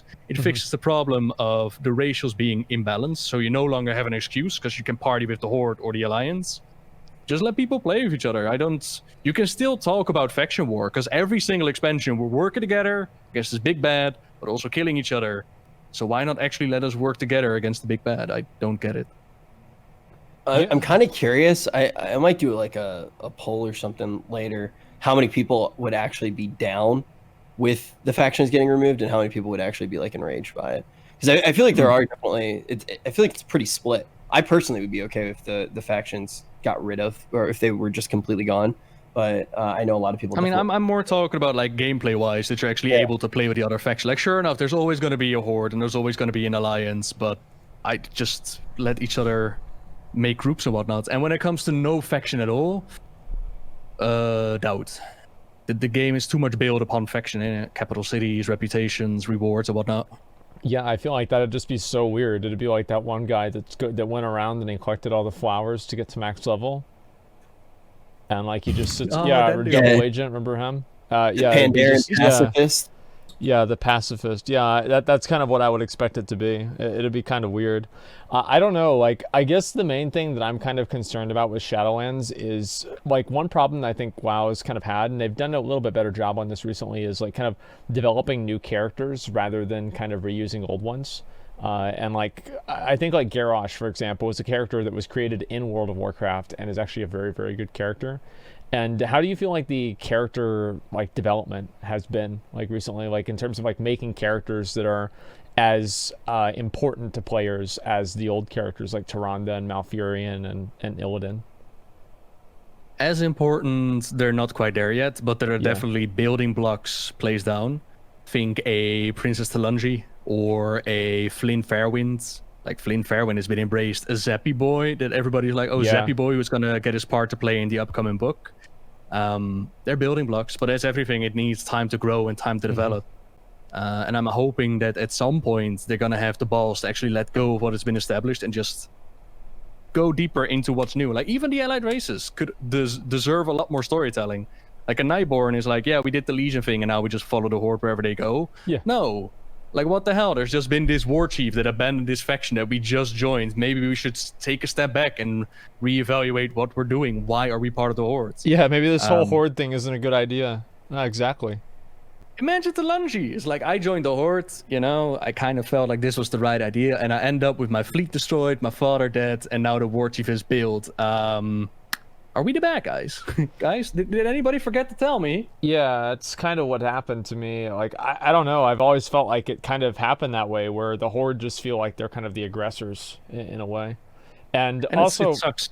I have a question. Who won Battle for Azeroth? The Alliance. Well, the Alliance won, right? Yeah, although... Okay. Yeah, all right. I know it. A victory, but of course they won. Okay, good. Rich, next question. What do you guys think about the imprisoned Naru and Rivendreth? Also, Pyro talked about the light sweeping from the sky into Rivendreth, kind of as it tries to force its way into their hashtag Allcraft. I actually have no idea what that's about, so I'm kind of curious. I thought that went way dirtier. In Revendreth, there's an area where the light scorches the land, and they pretty much just put the naughty guys in the cages there, and the light just drives them absolutely mental. I took a screenshot the other day. You might have had a couple of people say, like, hey, you found Asmongold. Sorry about that. It was on Twitter? But it was on Twitter, yeah. But the light scorches the land. The Naru imprisoned is weird, because they've said that the Naru does not go to the Shadowlands. It's a magical being, so you expect it to go somewhere else. And it's hard to say. At this point in time, there is a little PH in front of it, which means placeholder. So for all we know, the whole Naru text can be removed, and it's going to be something else. If it's there, it's going to be interesting. It's going to be interesting to find out what's going on there. And to get it to a much broader scope, we don't know where that light is coming from in the Shadowlands. It might be the Naru, or it might just be Blizzard thinking to themselves, you know what? We're doing the vampire theme. You know, it would be cool if there's actually just an area with sunlight, and you burn because you're a vampire, right? I think in that direction, but... Did you find the screenshot? Yeah. I yeah, you did. Yeah. I would just ban everybody who's like, nice picture of Asmongold. I mean... Yeah, I mean, I think if I did that, I wouldn't have anybody left. You know what I mean? Like, that's pretty much it. Yeah, all right, okay. I see how it is. No, so the light basically burns the people in Rivendreth. Is that right? Yeah. Holy shit. But specifically the Revendreth people. Like us, it doesn't hurt. That's why, Yeah. oh, like, cool, can you like move the mirrors and stop burning us? If you look at her eyes, by the way, like this screenshot is somebody who's been tied down and you help them out. And spoiler, you actually find out that her party tied her up because she's just freaking mental. Oh, and shit. once she's completely burned, the light is actually in her eyes, and it's such a cool model. Wow, I actually might want to go over there and look at that. That's actually pretty fucking cool. God damn. It's like little light elementals. Revendreth is amazing. It's my, compared to Bastion, it's my favorite, yeah. I think So it's cool. probably like my top 5 favorite zones in the game. I would say it's like it's unique in a way. Like whenever I see a new zone, I just always kind of try to compare it to an old zone. It's like, oh, this is like if I saw Azuna, it's like, oh, this is kind of like a Shara. Or if I saw, let me think of another example, like High Mountain. Like, okay, this is kind of like Stone Talon Mountains in a way. But like with Rivendreth, it's like, is it like Gothic Suramar? Like kind of, but like not really. It's hard to say. Suramar kind of. A lot of people are going to get mad at me, but I felt like it didn't play very well. It was cool, but it didn't. There were verticality issues. Some of the stuff I just didn't feel like the quests felt very good in Suramar. I liked Suramar itself. I just didn't like how. I also don't like the stealth stuff personally, which could be a little bit of bias in there. I don't. Illusion. What are you hiding? Yep. Yeah, I understand why people disagree, right? Like I'm just saying from a personal standpoint. But one of the reasons why I felt like Rivendreth felt so good was it tackled any issues Suramar had, and you could tell that they learned from a zone like that. And the zone feels perfect to play through. It really does feel so good. And that's why I'm particularly excited to see Ardenwald. If that zone thematically, I think that's a zone that I'm more thematically interested in. If it's nearly as good as Rivendreth, that's going to be one of the best zones ever too. Rivendreth is the standard. Then we're looking at some really good questing. But when I compare it to Bastion, like I don't know, Bastion doesn't grab me, and I'm feeling potentially because it's like Stormheim, like the Halls of Valor is of course inspired by this section. Yeah. And I'm wondering if that is the reason why I don't enjoy it, or that Revendreth is just that much better. Because start to finish, it's tight, it's thematic, it's really enjoyable. Good job, Blizzard. I feel like Bastion was like kind of designed out of the Greek Elysian fields, which are just fields. It's like it's kind of just boring. You know, I don't know. I gotta give it some credit. It's beautiful and it feels like a really good story. Well, it's like heaven would be boring, right? Because nothing crazy ever happens. Like you're going to the Shadowlands, and all these quests could easily take place on Azeroth. Like, what the fuck? Yeah, that's pretty close. That's about right. As well as that little forge quest at the start, where they're like, could you throw in some materials and then, keep it in the middle of the bars? Like, I've done this before, Blizz. Oh, come on. Yeah, I guess so. I mean, like, that was the main thing I thought about with Argus, right? Is like, you're literally, I remember the night that it came out, I guess it was night for me, and I log on and I make this video about Argus, patch 7.3, and I go to the new world and I see, like, Azeroth and, like, the spaceship, and I go down and Illidan's like, all right, well, you know the drill, kill 12 demons. And it was the exact same shit. And so, yeah, I understand that, man. Like, I do wish that they had, like, a way to, like, make quests a little bit more interesting, but it's kind of hard to do that in a way. Like, I don't really know, like, what the solution for that is. Absolutely. Like, when you're thinking, like, okay, why exactly is this grabbing me and this isn't? Like, Revendreth, Yeah. I'm pretty sure in Revendreth you do the same thing, but the zone looks different, and the things that you do, like, you click on 3 mirrors, and that's a quest line, yet the theme of it is so much cooler than what I've experienced in Bastion. Although Bastion, there's like 1 or 2 side quests that really stand out. And it's difficult. Like the questing in WoW has become pretty standard. Like sometimes there's vehicles and sometimes there's a little cutscene. But overall, questing is going to be questy. You're going to push your buttons. You're going to get your objectives. I don't know how they can innovate it. I really don't. Do you think that, like, this is one thing, I'm curious if you agree with me on this. Like, I feel like one of the things that people do whenever they're doing the war campaign is they get on their second monitor and they turn on Netflix and they just run through it and they're not paying attention to it at all. Do you feel like that's what I do leveling in general? Yeah. It would be better for, like, the max level quests if they didn't have the quest markers on them and you actually have to, like, read the quest to figure out what to do. Because I don't know. I feel like... You don't think so? Even if they did it, like even if they did it, people are going to install add-ons. Like add-ons came before the in-game quest markers, so people have shown that it's it's a setting that they want. Yeah, I guess so. I wish there was a way, like, for example, I always use the like kind of comparison to, like, the old Defias Brotherhood quest line, and, like, everybody kind of, like, understood, like, the problem between, like, Edwin Van Cleef and the Stormwind, basically. And it's because you'd have to read the quests, and in the process of reading the quests, you'd learn the lore. But if you just have the thing on, you never even read the quest at all. So True. I don't know how many people went to Fopal to just look up what was happening. Like, how many did actually pay attention to that quest line? Like, Defiance Brotherhood stands out because you got, like, the massive quest escort that takes, like, 30 minutes. Yes. Then there's also quest lines that are like, can you go to the hinterlands and take a picture of a turtle and come back real quick? Okay, see you in 2 hours, yeah?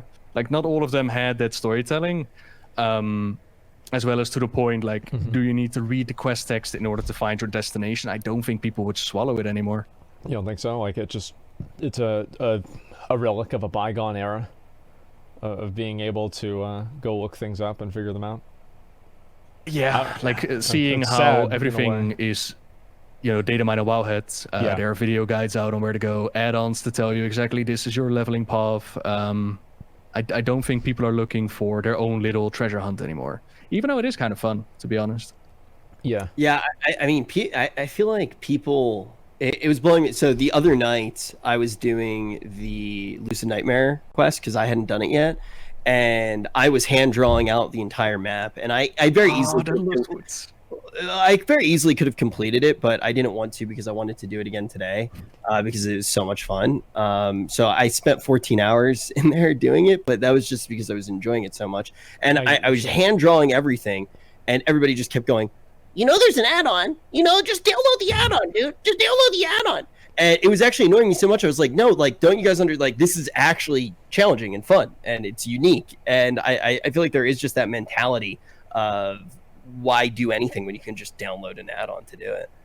Yeah, I felt the same way with, like, I tried to do the Mechagon Immortal hard mode the other day, and, like, people kept telling me there are, like, all these different ways of cheesing it. Because, like, obviously what happened is we got all the way to the last boss, and we fucked it up. The same as we fucked it up, like, 20 more times before this, so we'll probably fuck it up a few more times after that. But it's like if we use the cheat and we bug him through the wall and we just kill him, I don't know, it just doesn't really feel as good to me about getting the achievement. And yeah. I don't know, like, I feel like that type of gameplay is, like, kind of boring to me. I'd want to get it on my own. Tell him of your try. I made a lot of fun of you yesterday, and I was like, dude, I'm gonna one-shot this. Dude, did you see what I did? What'd you do?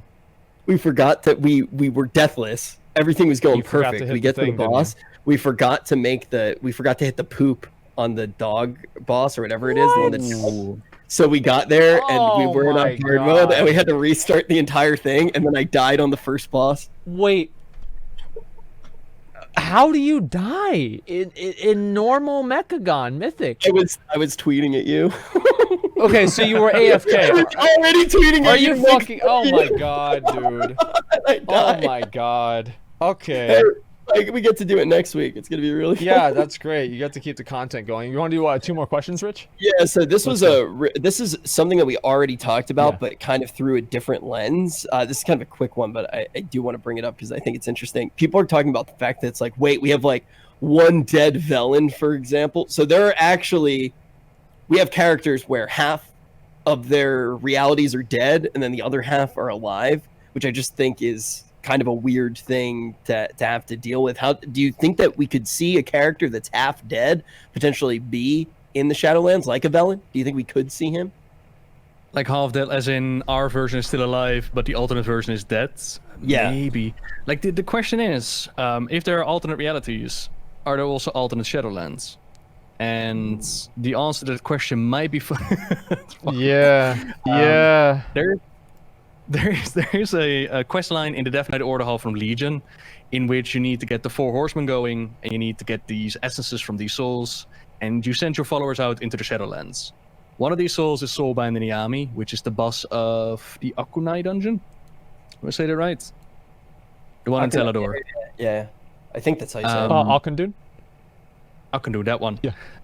So you could argue that that is our version, the one that we've never met before, or that is the alternate version that just went to the same Shadowlands as we go to. And I'm personally hoping for the second option, that just these alternate characters end up in the same Shadowlands. But it's anyone's guess at this point how they want to deal with it. And I doubt that Blizzard is going to dive too deeply into the alternate mess. This is a really weird question. Why does the Dark Moon Fair have old god eyes everywhere? Because reusing aesthetics makes for easy designs. Okay, so there's nothing. There is speculation, but as far as I'm aware, the lore of the Dark Moon Fair has like the comic, and you don't want to mess around with the people of the Dark Moon Fair. I've once upon a time done like a top 10 scary stories of Warcraft, and the Dark Moon Fair is well up there. Really? Don't mess around with the fair because you will end up in trouble. But I don't recall them giving more of a solid, like, yeah, there's actually an old god connection going on here.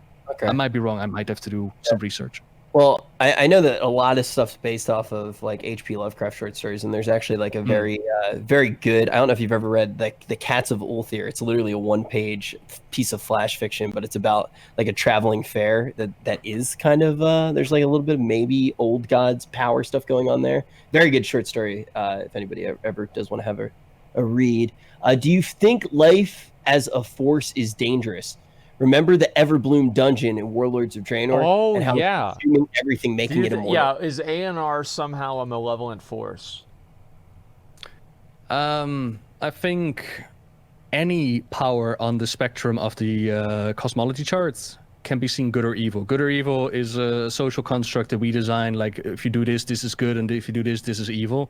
And it's all a matter of how do you use these powers. Like a void has been said to want to consume the universe, yet a void priest in your army fighting against the horde because they once again try to burn down your tree, that would be considered a good person. So it's all a matter of how do you use it and from what point of view. Like some would argue that what Sargeras tried to do, cleanse the universe and make sure that the old gods did not corrupt the Titan spirit, that was a good thing.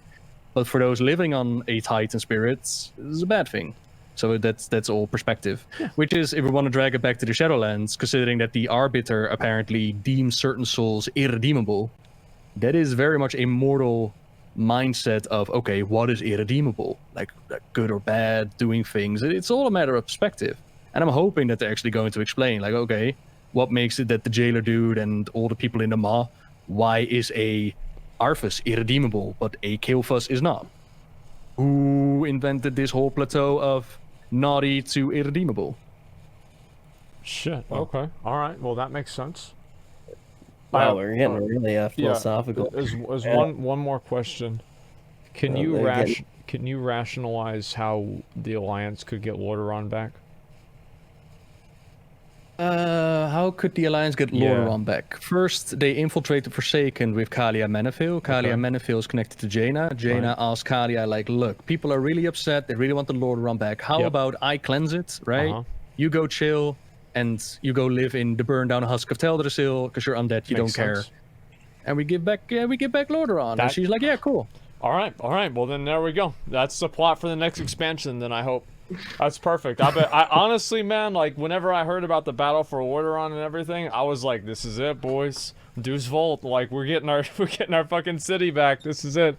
And it just never happened. You thought you were gonna get Lordaeron before Gilneas, yeah? Yes. It's like Gilneas is still up there somewhere in limbo. And it's like, yeah, we're gonna get Lordaeron. Yeah, Lordaeron's the main thing, man. And I was hoping that it was gonna happen. I was actually quite disappointed whenever Sylvanas just messed it up for everybody. Or relocate the Forsaken, I don't know, somewhere else. What were you gonna say, Rich? Oh, I don't remember at all. Oh shit. Okay. All right. Never mind. Yeah. Well, no, I don't think it's important. I think it was agreeing with you or something. Yeah, that's probably true. And yeah, no, I don't know. Works here, yeah. I'd like to see them switch up like capital cities. Like I'd love to see Gilneas or something like that come back as a capital city or like a formal capital city. Because like I went over there the other day and I just looked around in the area and it just looked really cool. Like it's a cool looking area and there's like literally no reason to go over there at all. It's crazy that they haven't given it back, but the same with like how many refugees can you jam pack into Stormwind and be like, yeah, they don't need capital cities. Like at some point you're gonna have to expand. No, you just need different shards. Well, all right, one more. I have to say this one. So you saw the Scarlet Crusade propaganda, right? Mm-hmm. Does Kalia Menethil have another son? Or is that a false flag? You've read the Scarlet pamphlets, right? Okay. So when you got to the point of Sylvanas being Anduin's Banshee lover, where you're like, yeah, that makes sense? Well, here's the thing, right?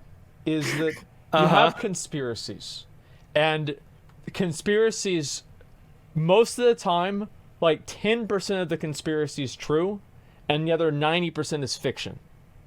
Fair, very fair. That's basically what it is. Very fair point. I've actually done a video where I go point by point and disprove what is going on. Mm-hmm. The reason why they say that she has a son is because they're preparing for claiming Lordaeron, right? They're discrediting Kalia Anduin with his Banshee lover, like they're all bad. But they have the true heir of Lordaeron that they're gonna place on the throne. If they would say that it's a girl, then her claim would have been weaker. As well as it might just be the child that they have in the wings. So no, this is all bullshit from the Scarlets. As far as we know, Kalia only has one child that she hasn't seen in quite a while. Okay. All right. Well, that makes sense.